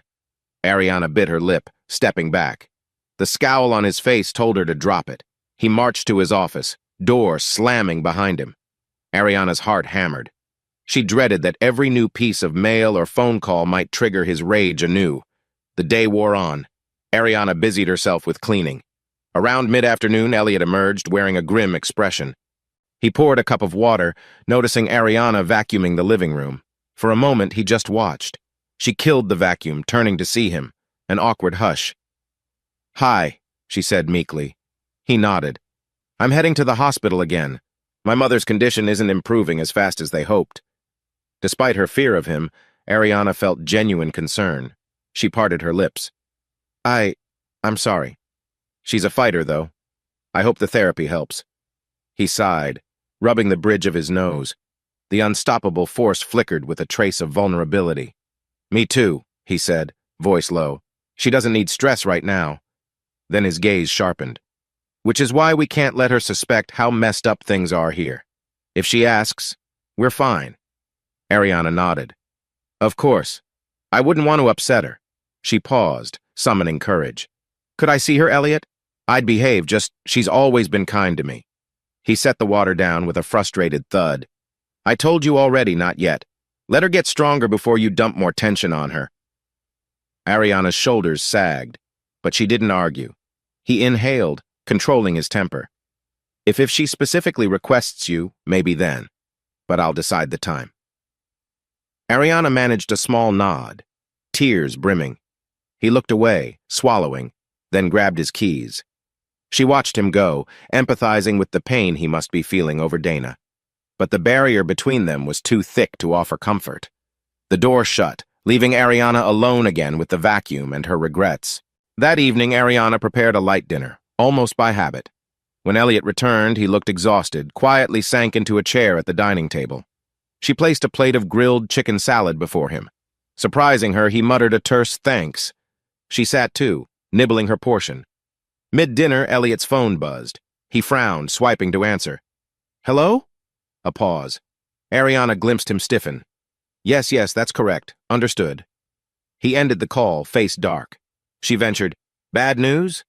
He shot her a warning glare. She lowered her gaze. "Sorry." He drummed his fingers on the table, then sighed. "It's about Jerome." Ariana froze. Her fork slipped, clattering. "What about him?" Elliot let out a humorless chuckle. "Word is he's under official department review. The internal affairs folks are sniffing around. My attorney might have shared some anonymized tips, so it's moving along." Ariana's eyes widened. "You're having him fired?" she whispered, horror creeping in. He shrugged, biting a piece of chicken. "Don't act so shocked. You said you regretted the affair, so why do you care about his job?" She bit her lip, tears forming. I never wanted to ruin his life, Elliot. He was just..." She trailed off, unable to articulate. She realized how monstrous it sounded. He was just a fling or comfort. Indeed, it was monstrous. Elliot's gaze turned cold. "He was just a fling that cost me my marriage, my peace of mind, my sense of trust. So if his career goes down, that's on you both." Ariana pressed her trembling fingers to her forehead. "This is all so ugly," she choked out. "Can't you let it go?" His lips curled in a sneer. Let it go? Did he let go of you? Did you let go of humiliating me? No, Ariana, this is only the beginning. If I feel merciful, maybe I won't push for charges, but that's my call. Her heart hammered. She realized anew that Elliot was unstoppable in revenge. She had no clue how to reason with him. She blinked tears aside, took a shaky breath, then dared to speak. What do you gain by wrecking him completely? Doesn't it just keep you drowning in hatred? His hand clenched the fork. I gain the knowledge that neither of you get away scot-free. He's scum. He bedded a married woman. Let him pay. She pressed her lips, seeing the feral glint in his eyes. Right or wrong, he was beyond negotiation. She swallowed a sob, returning to her half-finished meal. They ate in brittle silence. Each bite tasted like ash to Ariana. She dreaded what her infidelity had unleashed. Even if Elliot eventually divorced her, Jerome might be jobless or face disciplinary action that would tarnish him forever. Ariana's guilt weighed heavy, but she felt powerless to change Elliot's vendetta. Days stretched further. Elliot's real estate deals continued, but he meticulously kept Ariana under a near-house arrest scenario, not forcibly locked, but threatened enough that she obeyed. Each morning, he'd instruct her not to leave or contact anyone.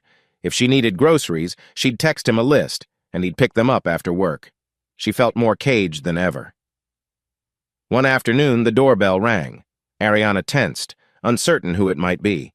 She peeked through the peephole, seeing an older woman she recognized as an old neighbor, Mrs. Dillon, carrying a small plate of cookies. Ariana opened up, forcing a polite smile. "Oh, hi, Mrs. Dillon," the woman beamed. "Dear, I haven't seen you in a while. Baked some chocolate chip cookies, thought I'd bring by a treat. How are you and Elliot?" Ariana's stomach twisted.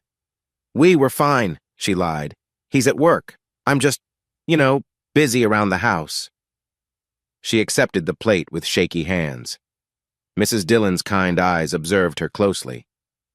"You look a bit tired, dear. Is everything all right?" Ariana forced a laugh.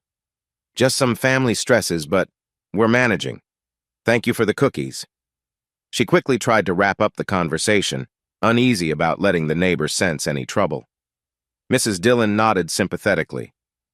"Well, if you ever need a chat, I'm next door. Don't be a stranger." Ariana thanked her, closed the door, exhaling. She placed the cookies on the kitchen counter, tears springing again at the normalcy of neighborly kindness. Once, she'd have invited Mrs. Dillon in for coffee, chit-chatting about community events. Now, Ariana was a prisoner of her own misdeeds, too ashamed to confide in anyone. When Elliot came home that evening, she told him about Mrs. Dillon's visit. He scowled. "You keep your mouth shut. Don't let neighbors suspect trouble." She nodded obediently. "Yes, I did. I just told her everything's fine." He exhaled, tension easing a fraction. Ariana realized he was hyper-vigilant about public image. That left her further ensnared. One false word could set him off. Late that night, Ariana's phone vibrated with an incoming call from an unknown number. She was lying awake in the guest room. Heart leaping, she eyed the screen. Unknown calls typically spelled danger, yet curiosity overcame her. She answered in hushed tones. "Hello?" A low male voice. "Ari? It's me." Her breath caught. Jerome. She sat up, pulse racing. "Jerome?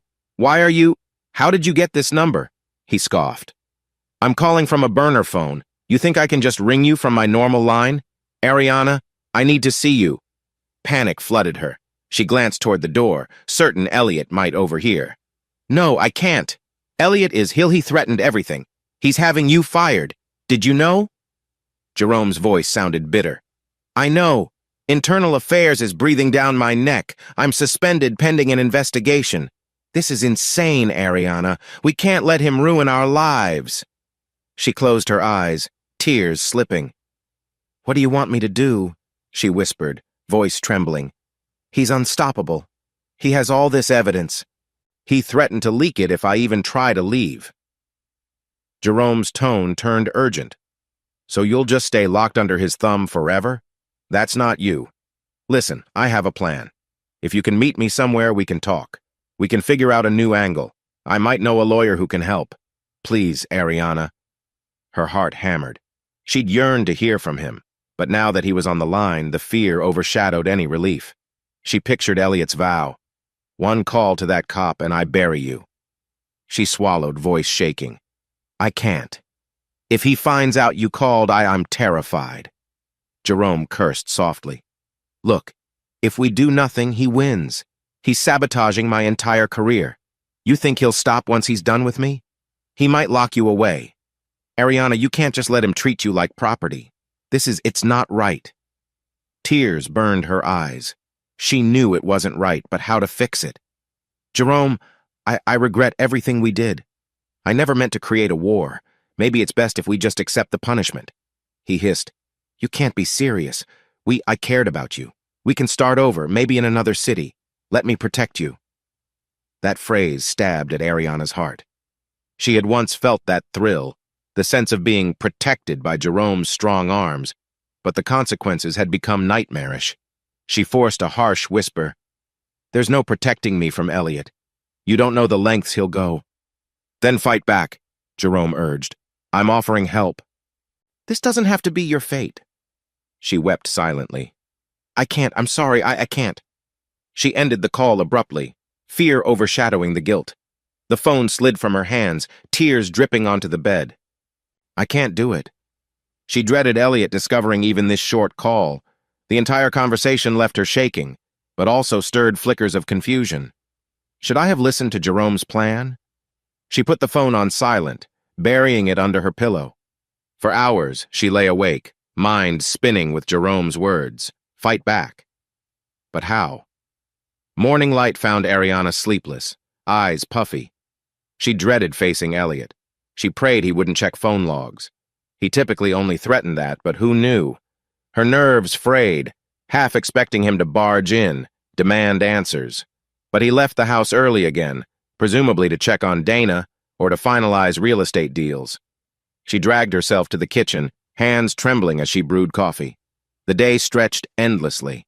She replayed Jerome's call in her head. We can't let him ruin our lives. We can start over. Let me protect you. A swirl of longing and terror. If she tried to meet Jerome, Elliot would crush them. So was her only choice to remain, sign away everything, live as a captive until Elliot decided to sever the marriage quietly? Late that afternoon, Elliot's mother had a sudden downturn. Dana's stroke complications flared again, prompting an emergency call from the hospital.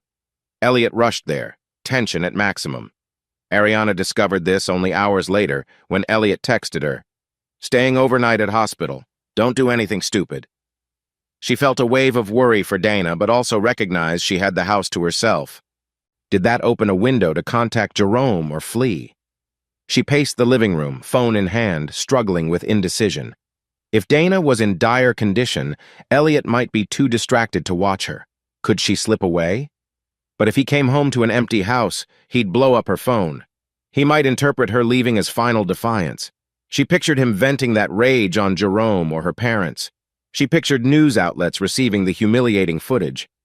Eventually, she sank onto the couch, hugging a pillow. She texted Elliot a single line. I'm sorry about your mom. Hope she stabilizes.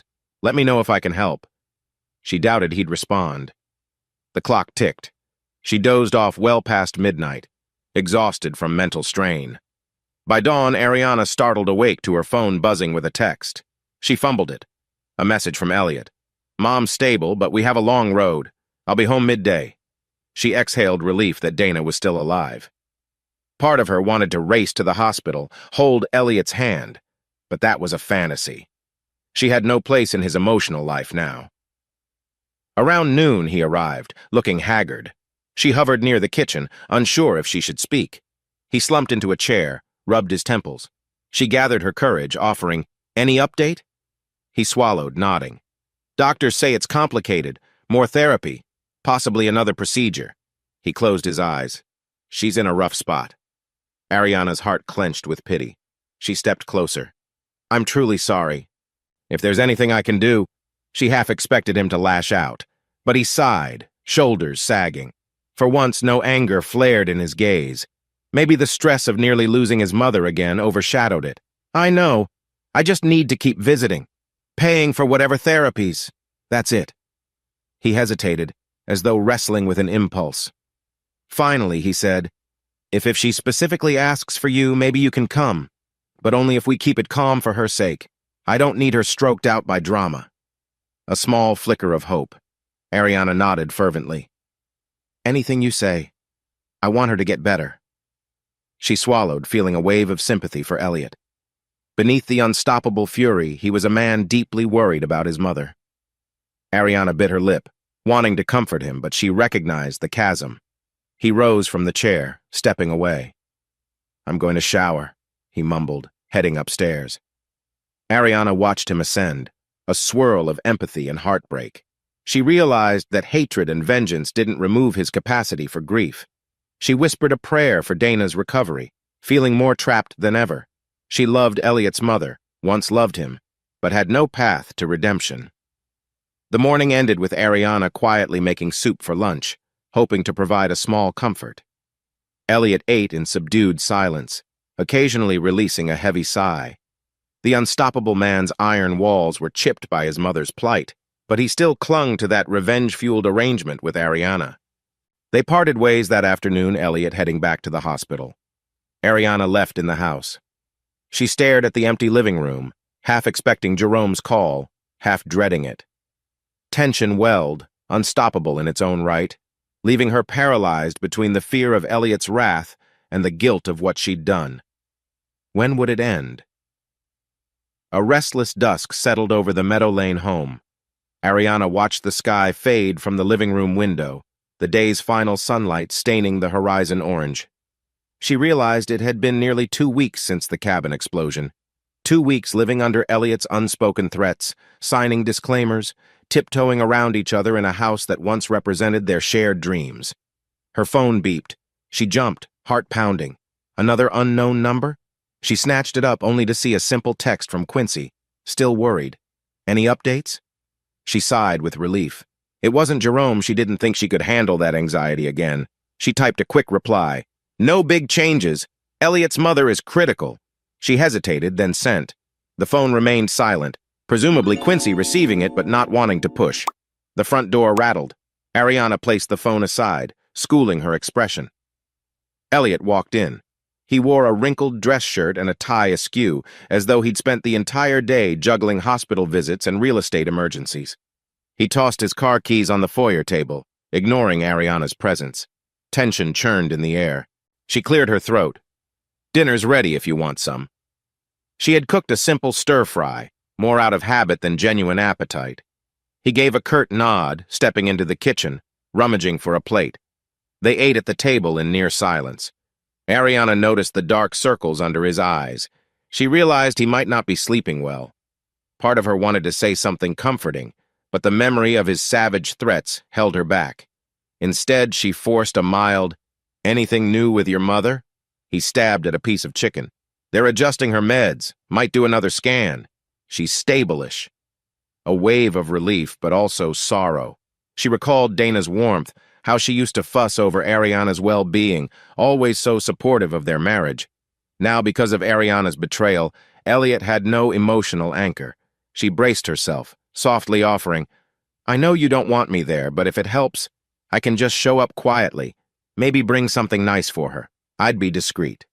He paused mid-bite, sighing. "I told you, we'll see. She's not even awake enough to talk long. I don't want drama around her bed." Ariana nodded, chewing her lip. "Okay, I respect that." She resumed picking at her food. They finished, and Elliot stacked the dishes in the sink. Ariana lingered, trying to sense if there was a chance to talk about anything deeper. But he shot her a warning look. He was in no mood for heartfelt chats. She retreated to the living room, hugging herself. Late that night, Ariana's phone buzzed again. She tensed, glimpsing an unknown number. Could it be Jerome? Her heart hammered. She debated ignoring it.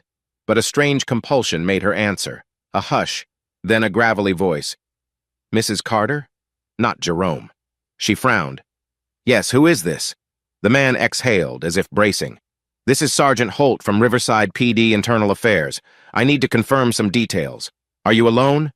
Her pulse skyrocketed. Yes, I'm alone. Why are you calling me?" He coughed lightly. "We're investigating Officer Jerome Wilkes. Your name has come up in the context of a personal relationship he had." We'd like a statement from you." A cold sweat broke over Ariana's skin. She recalled Elliot's vow to sink Jerome using official channels. Now the PD was investigating. She bit her lip. I'm not sure I can help." Sergeant Holt said calmly, "We have reason to believe that improper conduct occurred. If you provide a statement, it might clarify timelines, might even help in some capacity." Ariana's voice quivered. I can't talk about it. My husband, he cut in politely but firmly. Mrs. Carter, if you're being coerced or threatened, we can help, but only if you speak up." She froze, tears stinging her eyes.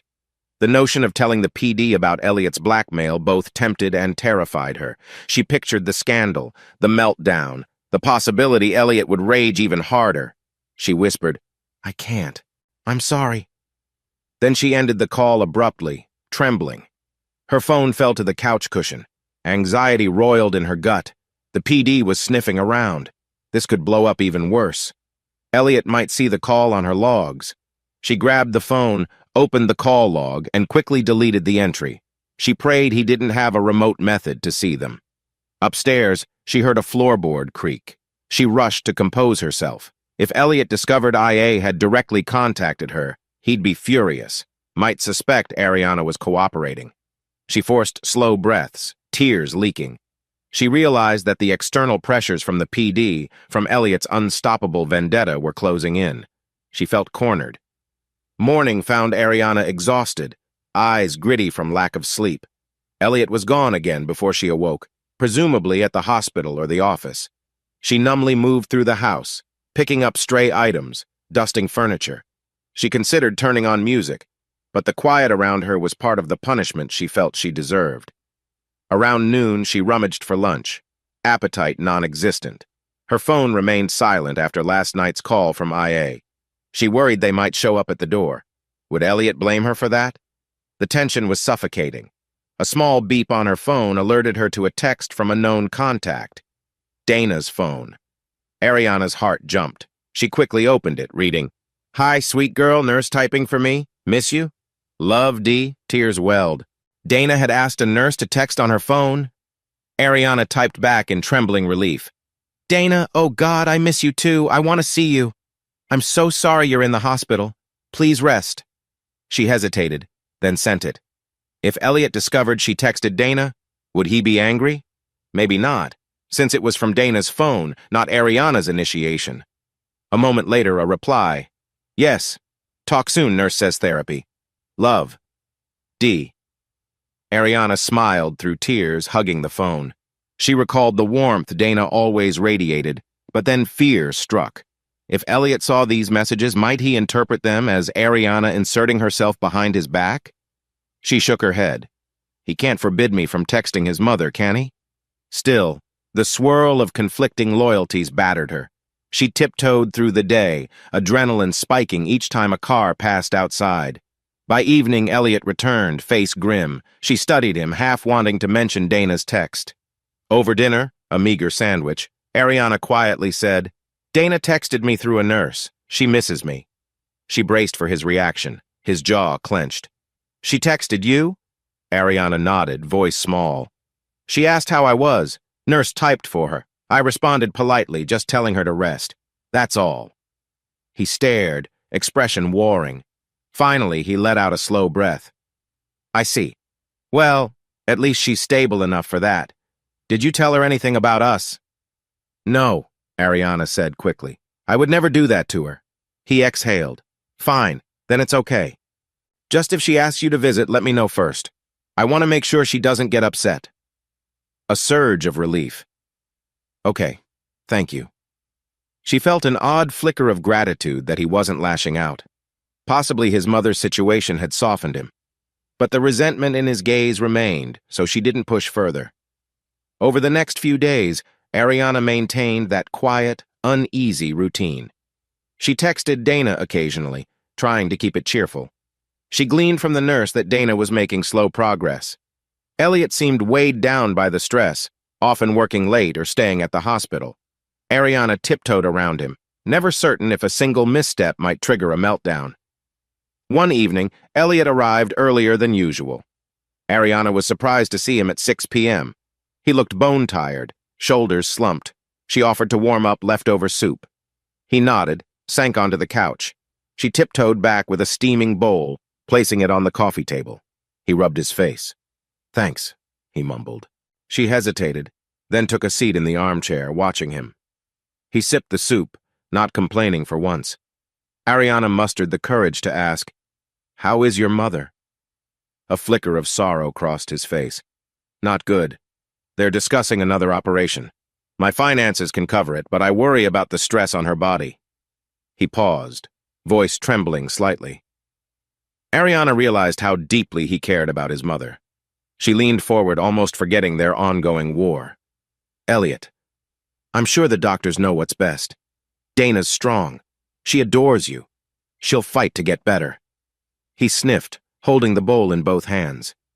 "Yeah." A quiet hush fell. Ariana's heart twisted with empathy. She almost wanted to place a comforting hand on his shoulder, but fear of his fury restrained her. He set the soup aside, gazing at her with exhausted eyes. For a moment, the unstoppable vengeance in him seemed overshadowed by heartbreak. Ariana dared a soft question. "Do you want me to come? Maybe just sit in the waiting room while you see her? She might like knowing I'm there." He stared at her, eyes flickering with complicated emotion.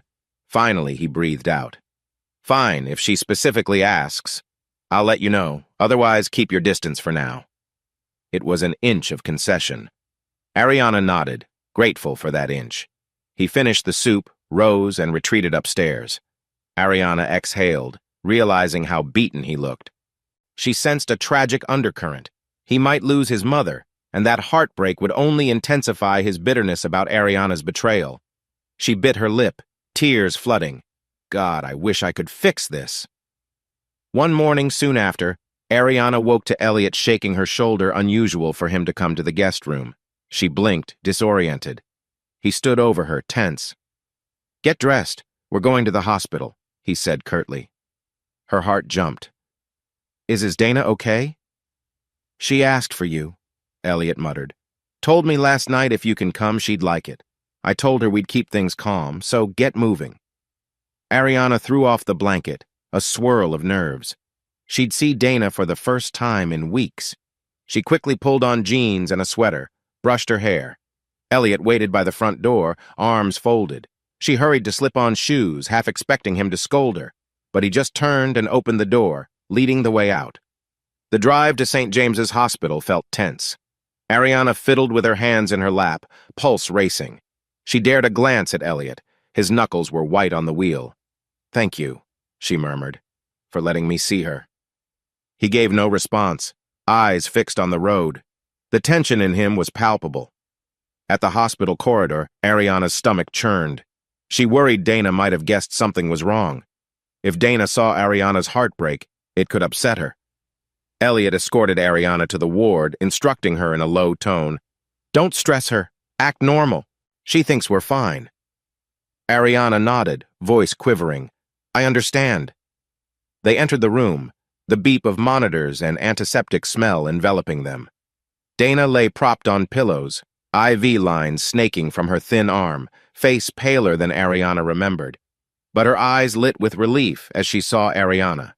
A fragile smile formed on her lips, though speech was obviously labored. Elliot stepped forward, gently taking Dana's hand. "Mom, I brought Ariana," he said quietly. Dana's gaze flicked to Ariana, and she let out a rasp of air that might have been a laugh or a sigh. "Ari," she beckoned weakly. Ariana swallowed tears and moved closer, carefully leaning in. "Dana, I missed you. I'm so glad to see you." Dana squeezed Ariana's hand with surprising strength, though her own fingers were bony. Her words came halting. "Glad you here." Ariana blinked back tears, forcing a warm smile. "I've been thinking of you every day. You're going to get through this, yes?" Dana attempted a nod, turning to Elliot as if to confirm. He patted her arm, expression torn between sorrow and warmth. For a moment, the tension between Ariana and Elliot receded in the face of Dana's vulnerability. They both hovered by the bed, exchanging a brief glance that carried a flicker of old unity. A nurse popped in, checking vitals, adjusting an IV drip. She smiled politely at Ariana. "Mrs. Carter was asking for you," she said. "She's improved enough to have visitors for short durations." Ariana nodded, heart heavy with compassion. She realized how deep her affection for Dana ran, how much she had wounded the woman by fracturing the marriage. They spent about 10 minutes with Dana, who tried to form words that ended in breathy fragments. Ariana gently recounted a mild version of daily life, leaving out the heartbreak. Elliot confirmed therapy progress, finances. Dana dozed off briefly, then woke, smiling faintly at them. It felt surreal, the three of them together again, as though the storm of betrayal hovered outside the hospital walls. Finally, the nurse signaled that Dana needed rest. Elliot kissed his mother's forehead, and Ariana squeezed her hand, whispering, "I love you. Please get well soon." Dana's eyes misted, and she nodded. Exiting the room, Ariana's tears threatened. Elliot walked beside her in silence down the corridor. She glimpsed the weight of heartbreak etched on his face. In the elevator, she mustered a hushed statement. "Thank you, Elliot, for letting me come." He exhaled, not meeting her gaze. "She asked for you. I wasn't going to refuse her. Just keep the act." Ariana nodded. She realized even this small moment of cooperation was overshadowed by the unstoppable arrangement. Once outside, Ariana and Elliot walked through the parking lot. She inhaled crisp air. Then, softly, "I wish circumstances were different. She deserves better than this tension." He glanced at her, face stony, but fatigue softened the edge. "Circumstances are what they are. We manage for her sake. Don't get ideas that this changes anything between us." A spark of sorrow lit Ariana's eyes. "I know," she whispered. She stared at the ground as they continued to the car. Her chest ached with longing for a life that was gone, replaced by the unyielding consequences of her betrayal. That evening, Ariana sat in the living room, flipping channels aimlessly. Elliot was in his office, the door half open. She could hear the low murmur of a phone conversation. She realized he must be finalizing some real estate contract or possibly discussing the hospital bills. Then, out of nowhere, Elliot's voice rose, frustration evident. She muted the TV, listening tensely. He sounded upset. "What do you mean the sale fell through? I had that locked. Are you incompetent?" A pause. Then he barked, "No, Sam, that's not acceptable. This was a done deal." Another pause. Then more anger. "Fine, I'll handle it personally. Right, fine." A minute later, he ended the call with a sharp sound. Ariana heard a crash, maybe a pen thrown across the desk. Heart racing, she braced for him to come out. Indeed, footsteps stormed into the living room, Elliot seething with anger. He paced, running a hand through his hair. "That incompetent asshole lost me a major commercial sale. God damn it." Ariana watched quietly, sympathy flickering. She opened her mouth, then closed it, uncertain if offering comfort would incite more anger. He noticed her gaze, snapping, "What? You want to gloat that my unstoppable streak just hit a snag?" She shook her head quickly. "No, Elliot, I'm sorry you lost a deal. That must be stressful." He paused, chest heaving. For a moment he seemed torn between lashing out and letting the anger subside. Finally, he let out a ragged breath. "I'm dealing with 1,000 things, my mother's health, the fiasco you caused, now this. Feels like everything's going to hell." She hesitated, stepping forward. "You've always been strong, unstoppable in business. You'll fix it. I know you will. You're the best in real estate." The words were meant as genuine encouragement, though they nearly echoed the flattery from their better days. He scowled, but a flicker of something sparked in his eyes. "I guess I have no choice but to fix it," he muttered, though the compliment seemed to calm him fractionally. He collapsed onto the couch, rubbing his temples. Ariana swallowed, staying a respectful distance. After a tense moment, he spoke, voice quieter. "You used to say that all the time, that I could do anything." She felt the heartbreak under his angry veneer. She sank onto the opposite couch cushion, a cautious closeness. "Because I believed it," she said softly. "I still do, in a sense." He gave a bitter laugh. "I wish you'd told me you felt neglected before you crawled into Wilkes's bed." Her throat constricted, tears glistening. I wish so too, Elliot. I made a horrible mistake. I can't take it back." He studied her, heartbreak swirling behind his eyes. "No, you can't. That's why I can't forgive you."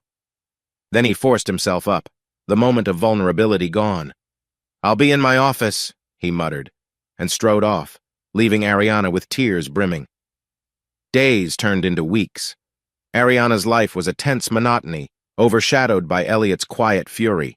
She had minimal contact with the outside world, except the occasional text from Dana's nurse or the neighbor's wave. Elliot spent long hours oscillating between hospital vigils, real estate deals, and stewing over his undone revenge. The unstoppable man was a coiled spring, not always attacking Ariana, but never showing genuine warmth. One afternoon, Ariana braved the living room, rummaging for an old novel, when she found a thick envelope on the coffee table. The return address read, Riverside Police Internal Affairs Division. She froze. Elliot must have placed it there. Was it related to Jerome's case? She felt an icy pit in her stomach. She heard Elliot's footsteps and spun to see him looming in the doorway. He'd obviously caught her noticing the envelope. "It's from IA," he said flatly. "Addressed to me, though they mention you. They request an official statement regarding Officer Wilkes's moral conduct. They want me to confirm certain details." Her chest fluttered with panic. You said you'd keep it quiet unless—" He nodded sharply. "Unless you defy me. For now, I might hold this over him. But the PD is pushing.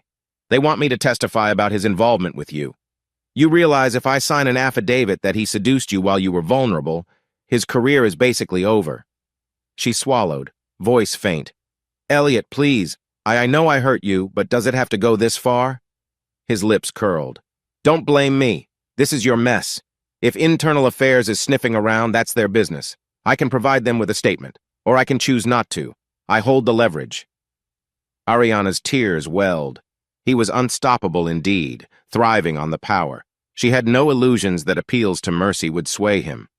He tossed the envelope on a side table. "Just another piece of insurance that you behave. Understood?" She nodded numbly, tears slipping. "Yes, Elliot." He exhaled, stepping away. "I'll decide what to do about Wilkes when the time's right.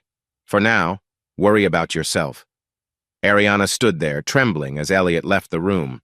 She realized the net was closing tighter around Jerome, all orchestrated by Elliot's unstoppable vendetta. She dreaded what might happen if she tried to intervene. Her heart squeezed with guilt and fear, swirling in a cycle of regret. Each day brought a fresh reminder that her life wasn't hers anymore. A storm lashed Riverside City with fierce winds and torrential rains. Thunder boomed outside, shaking the windows of the Meadow Lane house. Ariana peered through the downpour in the mid-afternoon gloom, feeling the echo of the storm inside her soul. It had been about a month since the fiasco at Lake Willow, a month of silent captivity under Elliot's continuing threat. She slept fitfully in the guest room, drifting in a fog of sorrow. That day, Elliot had left early for the hospital. He texted mid-morning that Dana's condition had stabilized a bit, but she wasn't out of danger. Ariana felt both relief and sadness. She typed a response. "I'm praying for her. Let me know if you need me." She didn't expect a reply. Usually he only texted instructions or occasional updates. Now, near 2 p.m., the wind howled and the windows rattled. Ariana sat on the couch, hugging her knees, mind drifting. She replayed old memories of simpler times. Her phone beeped, startling her. She checked the screen, a message from Elliot, coming home. Storm closed the hospital's main entrance. Power issues. I'll be there in 20. Ariana exhaled. Maybe they could talk about Dana's status, possibly a chance for some conversation. Within half an hour, she heard the front door rattle. She rushed to greet him, but froze upon seeing his soaked form. He'd apparently parked outside in the swirling rain. Water dripped from his hair, running down his jacket. He locked the door behind him, swearing softly. Ariana fetched a towel from the closet, offering it. He snatched it with a curt thanks, drying his hair. He studied her, noticing her anxious expression. "The storm's messing with the power grid at the hospital," he explained. "They asked non-essential visitors to leave so they could focus on critical patients. Mom's stable. So I left." Ariana nodded, relief loosening her chest. "That's good, I guess. That she's stable, I mean." He gave a tight nod, stepping forward. Water dripped from his jacket onto the floor. God, I hate storms, he muttered, shrugging off the jacket. Ariana gestured. Let me hang it up to dry. She gently took it, hanging it near the door. For a moment they stood in the foyer, the overhead light flickering from the storm's surges. Ariana mustered a small, shaky smile. Can I make you coffee or tea to warm up? He exhaled, chest still tight with tension. Sure. They moved into the kitchen, the thunder rumbling outside. Ariana put water on to boil, while Elliot leaned against the counter, arms crossed. Water droplets still clung to his hair. She risked a question. Any new developments with the PD or... She half-choked on her words. His jaw twitched. I'm ignoring their requests for a statement so far. They can wait until I decide how to handle it. Ariana swallowed, relief that he wasn't rushing to bury Jerome, though the threat remained. The kettle whistled. Ariana poured hot water into 2 mugs, adding instant coffee. She handed one to Elliot, cautious. He accepted, gazing into the steaming cup. Storm might knock our power out, he muttered. We have flashlights, right? She nodded. I can look for them. She rummaged under the sink, retrieving a flashlight. He just nodded. As she set it on the counter, a sudden crash of thunder rattled the house, followed by the lights flickering off, plunging them into darkness. Ariana gasped, heart racing. Elliot cursed. Damn it. They stood in near pitch black, the only light the faint glow from the windows, tinted gray by storm clouds. Ariana fumbled for the flashlight, flicking it on. A narrow beam illuminated Elliot's face. He looked stony. She swallowed. I guess the power's out. He exhaled. Yes, I'll check the breaker, but it's probably the storm. We might have to wait it out. Another roll of thunder boomed, and rain pelted the windows like nails. Ariana felt a tremor of fear. She followed Elliot as he headed to the breaker box in the garage. The flashlight bobbed in her grip, creating dancing shadows. He flipped a few switches to no avail. Dead, he muttered. We'll have to manage until it's restored. Back inside, Ariana set the flashlight on the kitchen table, the beam angled so it provided some illumination. They listened to the raging storm outside. Elliot rubbed his temples. Ariana mustered a shaky attempt. We have candles, I think, in the hall closet. Maybe we can light them. Stay in the living room? He nodded wordlessly, so she fetched a handful of candles, setting them around the living room. As they lit them, the flickering glow cast eerie shapes on the walls. Ariana couldn't help recalling the nights they used to spend by candlelight in romantic settings. Now, tension replaced all romance. They settled on opposite ends of the couch, the coffee between them, turning lukewarm in the gloom. Ariana sipped hers, forcing calm. Another crack of thunder startled her, and she let out a small gasp, quickly stifling it. Elliot eyed her, a faint eyebrow raise. You hate thunder too, I guess, he murmured. She managed a weak nod. I'm okay. She braced herself, deciding to attempt conversation. Elliot, how are you coping? With all this stress, the deals, your mom? He grimaced, swirling the coffee. I'm managing. That's all you need to know. Lightning flashed through the window, revealing the scowl etched on his face. Ariana's heart twisted. She realized he needed an outlet for his pain, but would never accept comfort from her after her betrayal. She ventured, if you ever want to talk about it. He cut her off with a harsh laugh. Talk to you? About the heartbreak you caused? The mother you betrayed by hurting me? He shook his head. No thanks. She winced. I know. I'm sorry, she whispered, voice trembling. I just want you to know I'd listen. Save it, he said. Another crash of thunder rattled the windows, and in the flickering candlelight, Ariana saw his chest heave with pent-up emotion. But he forced it down, continuing in a cold tone, We do not share anything personal anymore. They fell silent, each lost in separate storms of emotion. For half an hour, the only sounds were the raging wind outside and the occasional patter of rain against the glass. Ariana closed her eyes, hugging her knees. She recalled the nights years ago, how Elliot would reassure her during storms. That felt like another life. Suddenly, a frantic rap at the front door made Ariana jolt. Elliot stiffened. She grabbed the flashlight, shining it toward the entry. "Who could be out in this storm?" she murmured, heart pounding. She half feared it might be Jerome. Elliot marched to the door, Ariana following with the light. He cracked the door open, revealing a soaked figure in a hooded poncho. A neighbor's voice called, "Elliot, it's Mr. Garcia from across the street. Sorry to bother you." Elliot sighed, stepping aside. "Garcia, come in." The neighbor hustled inside, water dripping, face contorted with worry. "I'm so sorry, but the storm flooded part of our basement. My wife's down there trying to salvage boxes, but we need a wet vac or some extra hands. And your lights are out, but I thought maybe you'd have a pump or something." Elliot's shoulders slumped. He realized he had a small, submersible pump in the garage. Ariana blinked in confusion. The neighbor apologized. "I hate to intrude, but we're desperate." Elliot pinched the bridge of his nose. "No, it's fine. Let me see what I've got. Ariana, hold the flashlight. Come on." She followed, shining the beam as Elliot rummaged in the garage. They found the old pump he'd used once to drain a pond for a property project. Garcia exhaled relief. "This might help. Thank you, man." Without thinking, Ariana offered, "Do you need an extra pair of hands? I can come help." Elliot paused, glaring. "No, you're staying here." The neighbor blinked. Ariana's cheeks flushed. She realized how controlling it must sound. She stammered, I just want to help." Elliot's tone was final. "Not in this storm. I'll handle it." Garcia frowned, sensing tension. "It's okay, either way. We just need the pump. But if we have extra hands, it helps." Elliot shot Ariana a lethal look. She closed her mouth, stepping back. Her eyes burned with humiliation. The neighbor watched uncomfortably as Elliot turned to him. "I'll come with you. Help set it up. Ariana, wait here. Understood?" She nodded numbly, feeling like a child scolded. Garcia quietly thanked them. Elliot motioned him out the door, pump in hand, leaving Ariana alone in the half-lit house.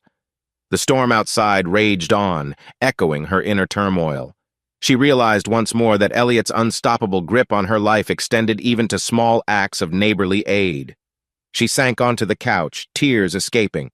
"I'm a prisoner in my own home." Almost an hour passed. Thunder roared, lightning flashed, and Ariana anxiously paced, worried about Elliot in the storm. But also, a flicker of anger rose at how he'd humiliated her in front of a neighbor. She recognized that Garcia must sense something was off. She considered slipping out the door, running away. But the swirling storm, the dark, and the knowledge that Elliot might reappear at any moment pinned her in place. Finally, the front door opened again. Elliot stumbled in, drenched, wiping water from his face. The overhead lights flickered back on. Power had been restored. Ariana exhaled in relief. "You're soaked," she said, rushing to fetch another towel. He let her hand him the towel, not quite meeting her gaze. "How'd it go?" she asked timidly. "Did you help Mr. Garcia with the flooding?" He nodded, dropping the pump on the foyer floor. "Yes, the basement had about 6 inches of water. We rigged the pump, got it draining. They'll manage now." Ariana hesitated, chewing her lip. "I'm sorry if I stepped out of line earlier, offering to help. I wasn't trying to—" He cut her off, sighing heavily. "Let's not do this, Ariana. You know the situation.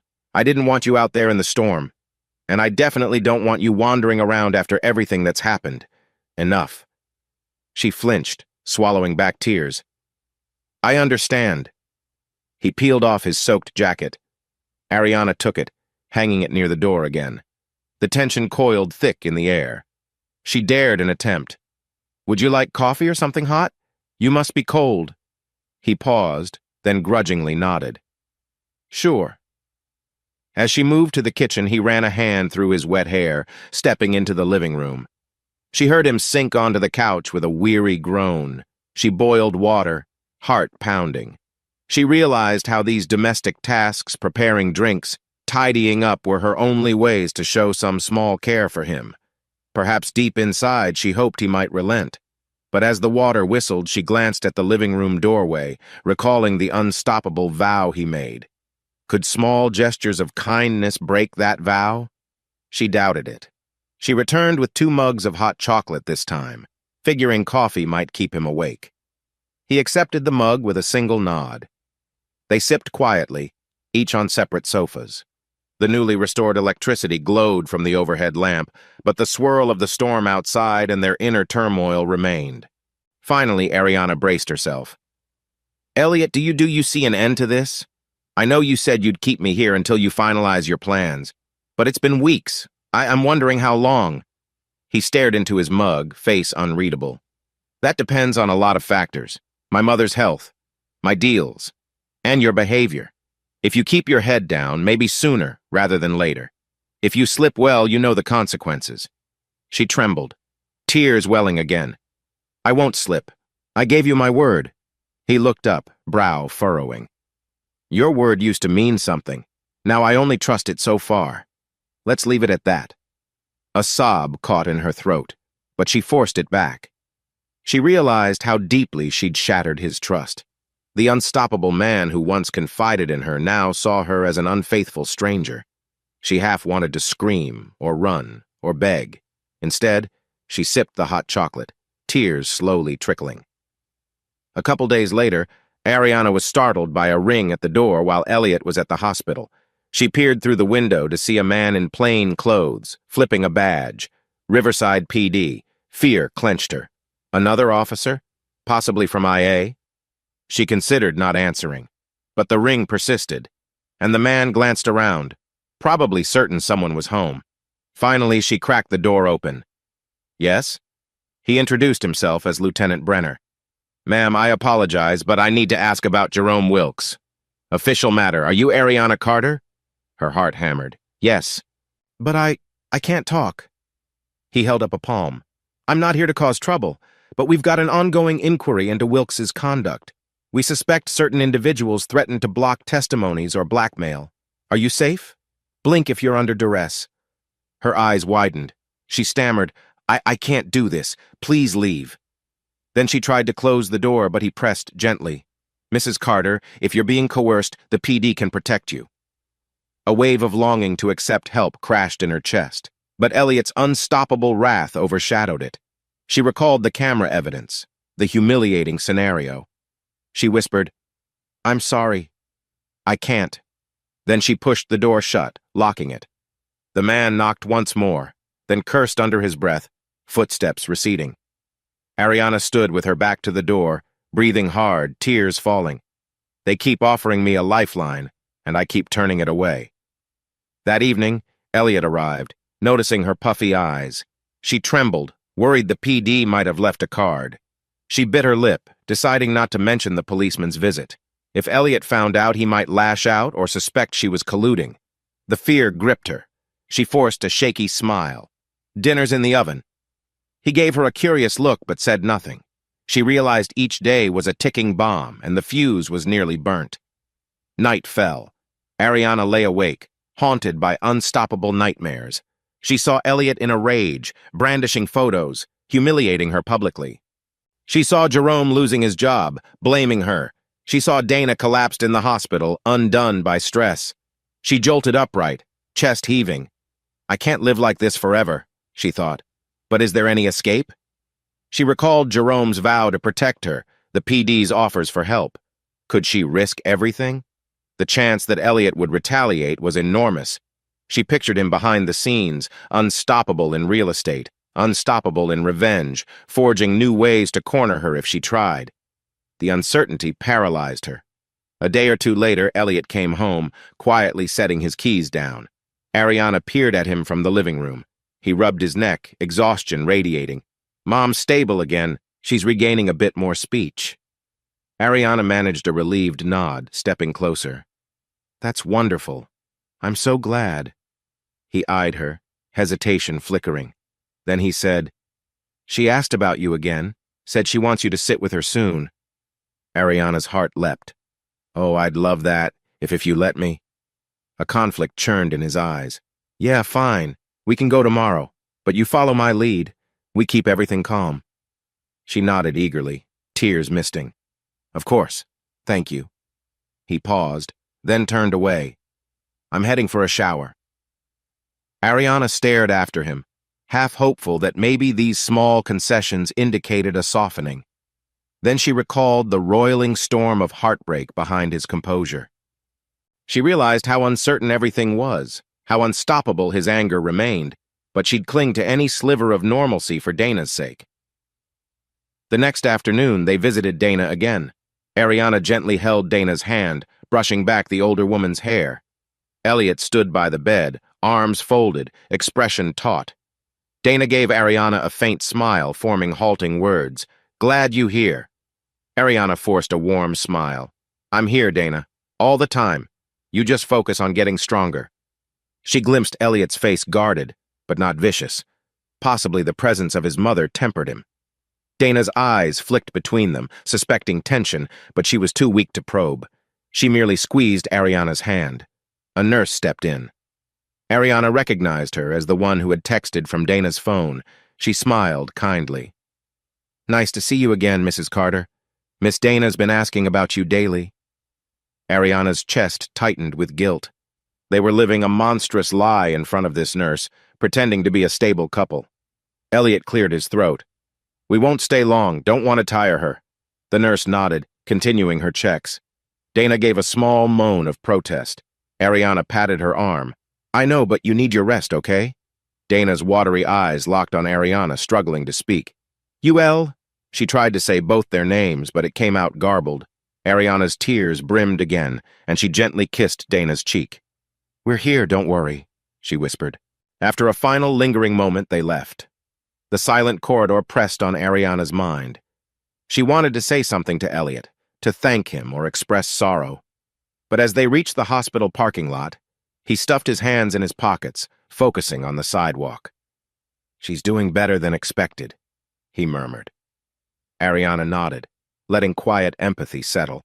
Then they climbed into the car, tension building once again. Halfway home, Ariana dared to ask, If you want me to look after her sometimes, I'm willing. I can help." Elliot's jaw tightened. "I said we'll see. Don't push it." She swallowed. "Understood," she whispered. A phone call blasted over Elliot's car Bluetooth Michael Somerset, his attorney. Ariana froze as Elliot answered. Michael's voice crackled. "Elliot, we've got a new complication regarding your separation disclaimers. The financial accounts might need another signature from your wife." Ariana's stomach turned. She cast a sideways glance at Elliot, who pressed his lips in annoyance.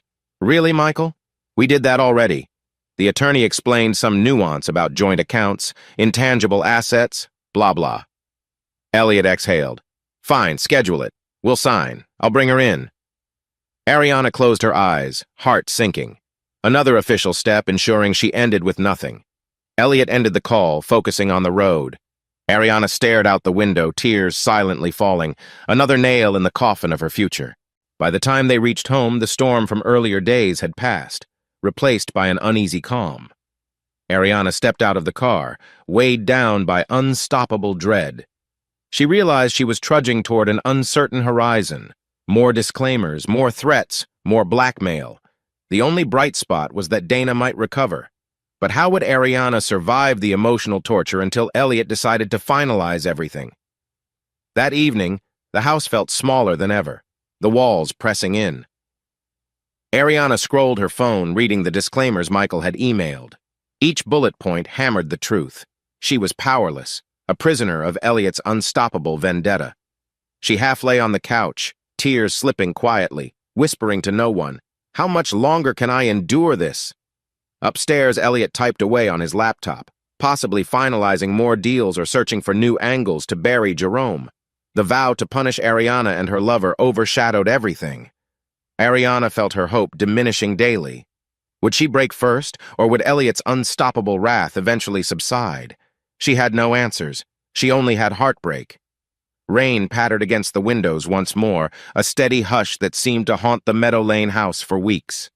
After everything, the forced separation agreement, the menacing threats about Jerome's career, and the precarious visits with Dana at the hospital, Ariana found herself entering an uneasy dawn of realization. The unstoppable rage Elliot once directed at her had simmered to a low, constant burn, overshadowed by weariness and sorrow. But it still bound her like chains. She'd lost count of the days since that night at Lake Willow. Her routine scarcely changed. She woke to an empty house, busied herself with mundane tasks, dreaded any ring of the phone or knock at the door. Even Elliot, who had demanded she remain under his roof, seemed uncertain what to do with her presence. Some days, he came home late, a silent ghost crossing the threshold and offering no more than a grunt in greeting. Others, he arrived carrying that distinct tension like a predator deciding whether the hunt was worth resuming. Beneath it all, Dana's slow recovery formed a faint beacon. Twice more, Elliot let Ariana accompany him to see Dana. Each time, Ariana's heart clenched at the improvement in Dana's speech, at how lovingly she tried to clasp their hands. Of course, they never dared let her sense the real war roiling in the marriage. Dana, in her halting voice, would say, "Glad see you both." Ariana forced watery smiles, longing to confess her guilt, but too terrified of what it might do to Elliot's mother. One visit, Ariana found herself momentarily alone with Dana while Elliot stepped out for a phone call. Dana's eyes filled with gentle concern, managing a few words. "You okay?" Ariana's throat tightened. "I'm fine," she lied softly. "It's just busy. We'll be all right." Dana squeezed Ariana's hand as though to say, "I sense your pain." Ariana barely stifled tears. When Elliot returned, she said nothing, except that Dana was tired and they should go. Jerome's presence loomed like a shadow she couldn't banish. Once in a while, her phone showed unknown numbers calling likely him or the police. She still remembered the trembling phone call urging her to fight back. But each time, fear pinned her. Elliot's unstoppable vow hovered. "Contact him and watch me bury you both." She saw glimpses of that vow in the furious stares he sometimes cast her way. As he methodically coordinated with attorneys, finalizing disclaimers, Ariana believed he might soon push the final divorce papers forward and cast her aside, publicly humiliated or quietly, depending on his whim. Yet a small shift occurred. In late evenings, Ariana occasionally glimpsed Elliot sitting alone at the dining table, face in his hands. He might stare at old photographs or bury himself in spreadsheets. On one such night, she mustered the nerve to step closer. "Elliot," she said gently, "you look exhausted. Is there anything I can do?" He glared through red-rimmed eyes, pain fracturing his stern composure. "Nothing," he spat, voice rough, but then it softened. "At least nothing you'd want to do. I can't trust you." She swallowed that dagger, retreating with tears pricking her eyes. Trust had no place in this scorched landscape. They existed as uneasy roommates, colliding on the same battlefield. She knew that any misstep, any contact with Jerome or sign of disobedience might trigger Elliot's plan to release the damning footage. Sometimes she wondered if it would be better for him to do it and the uncertainty. But the prospect of shame and heartbreak for both families stayed her tongue. Meanwhile, Elliot had battles of his own. He wrestled with the unstoppable swirl of heartbreak, wanting to watch Ariana squirm, yet also resenting the daily tension. Guilt over his mother's precarious condition gnawed at him. One evening, heading for bed, he paused outside the guest room door. Ariana's soft sobs leaked through the thin wood. For a moment, he nearly stepped inside, some old echo of compassion stirring. Instead, he clenched his fists and walked away. "She destroyed us," he reminded himself. "This is justice." And then the final blow came, an abrupt phone call from the hospital urging immediate presence. Dana had suffered a sudden and severe complication. Elliot rushed out, Ariana close behind him. At the ICU entrance, the nurse explained that Dana was critical. Doctors were preparing for emergency surgery. Ariana saw Elliot's face go pale with fear, that unstoppable bravado crumbling. He sank into a chair, fingers digging into his hair, tears glistening. Ariana knelt beside him, risking everything to place a hand on his shoulder. He didn't shove her away. "I can't lose her," he mumbled, voice fractured. Ariana's own tears flowed. "You won't," she whispered. "She'll pull through. She loves you." They waited in tense silence, the hospital corridor echoing with footsteps and hushed voices. Finally, a doctor emerged, describing how they'd stabilized Dana. She would remain unconscious for some time, her prognosis uncertain. Ariana wept in relief. Elliot covered his eyes, trembling with exhaustion. And in that moment, in the hush of the hospital corridor, he let Ariana hold his hand for the first time since discovering her affair. He said nothing, but for a brief minute, they shared quiet sorrow as two people grieving a parent, not as cheater and victim. Back home, the barrier reformed, but felt less impenetrable. In the following days, Elliot let Ariana drive herself to pick up groceries, no longer policing her every move so harshly. She realized he was simply too emotionally spent to maintain the fortress. She wanted to interpret this as potential forgiveness, but the flickers of bitterness remained. He still shot her cold glances if she lingered too close, still spat out references to her fling, still withheld any genuine closeness. But the savage threats subsided to a quiet loathing. Then, one gray afternoon, Ariana's phone vibrated with a text from an unknown number. "Ari, big news. I'm cleared of formal charges. They found insufficient evidence. I'm still suspended, but might avoid firing. Please talk." She recognized Jerome's number. Her heart fluttered in confusion. He's safe? Elliot didn't go all in? The unstoppable plan to bury Jerome hadn't fully materialized, perhaps overshadowed by Dana's crisis. Ariana typed a shaky reply. "I'm glad you're not fired, but I can't talk now. I'm sorry." She hit send, tears forming. The next beep came instantly. "I still care, Ariana. Fight for yourself." She stared at those words until her vision blurred, then deleted them and the entire thread. A turning point arrived when Elliot discovered Ariana's partial texting with Dana was ongoing, and he seemed unexpectedly calm about it. He came home one evening, caught Ariana rereading an old text from Dana. She froze, phone in hand. He sighed. "It's fine. She needs the company." Ariana glimpsed him set aside a stack of legal documents. "I guess I can't keep you from her." "Not anymore," he admitted quietly. Ariana's heart squeezed with hope, maybe a fraction of trust returning. But his next words reminded her the wedge remained. "But don't assume it changes anything between us. Once Mom stabilizes for good, we finalize the divorce." Over the next couple of weeks, Dana's condition stabilized in earnest. The doctors called it a miracle. She regained more speech, enough to talk in short, clumsy sentences. The tension gradually receded from Elliot's posture, replaced by exhaustion and relief. He announced to Ariana that soon, if Dana's speech improved enough, they would bring her home or move her to a rehab facility. Ariana quietly offered to help with that transition. Elliot didn't say no. She tried not to read too much into it.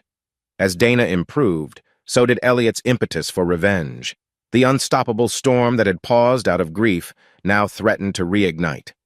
Ariana saw him rummaging through the black folder of evidence one night, face grim. She approached, voice trembling. "Elliot?" He looked up, scowl forming. "What?" She swallowed. Are you planning to release that footage?" I know you said you might."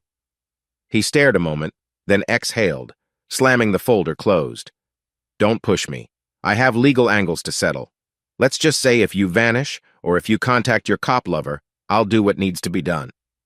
Ariana nodded, tears brimming. The unstoppable threat remained. Finally, the day came. A phone call from Michael Somerset, the attorney, summoning Ariana for one last signature on a final revision of the disclaimers. The divorce filing was near. Ariana's stomach lurched with dread, but also a faint sense that the end of this painful arrangement might be close, whichever shape it took. She accompanied Elliot to the downtown law office in pained silence, wind gusting cold air through the corridor. Inside, Michael politely explained the last formalities. Ariana would have no further claim on property or finances, ensuring that if Elliot filed for dissolution, her share was zero. Ariana's hand shook as she signed the final line. Elliot countersigned, jaw clenched. Michael notarized, sealed it. They walked out into the hallway. Ariana, tears on her cheeks, turned to Elliot. "So that's it? You'll file for divorce soon?" Her voice nearly cracked. He studied her tear-streaked face, conflicting emotions swirling in his eyes. For a long moment, he said nothing. Then, softly, "Yes, soon." She bit her lip, nodding, pain slicing her chest. She wanted to apologize again, but the words felt empty.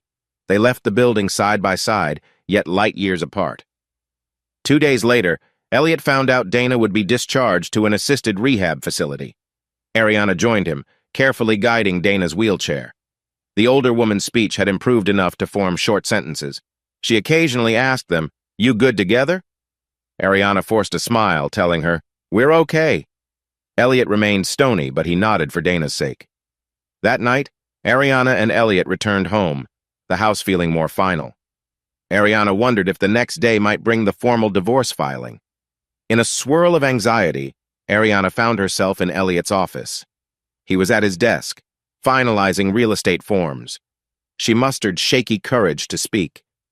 "Elliot," she said, "I know you're about to end this, but I want to say I'm sorry, truly. Not for the last time, but I know it may mean nothing." He glanced up, pen stilled, eyes haunted. "You're right. It means nothing.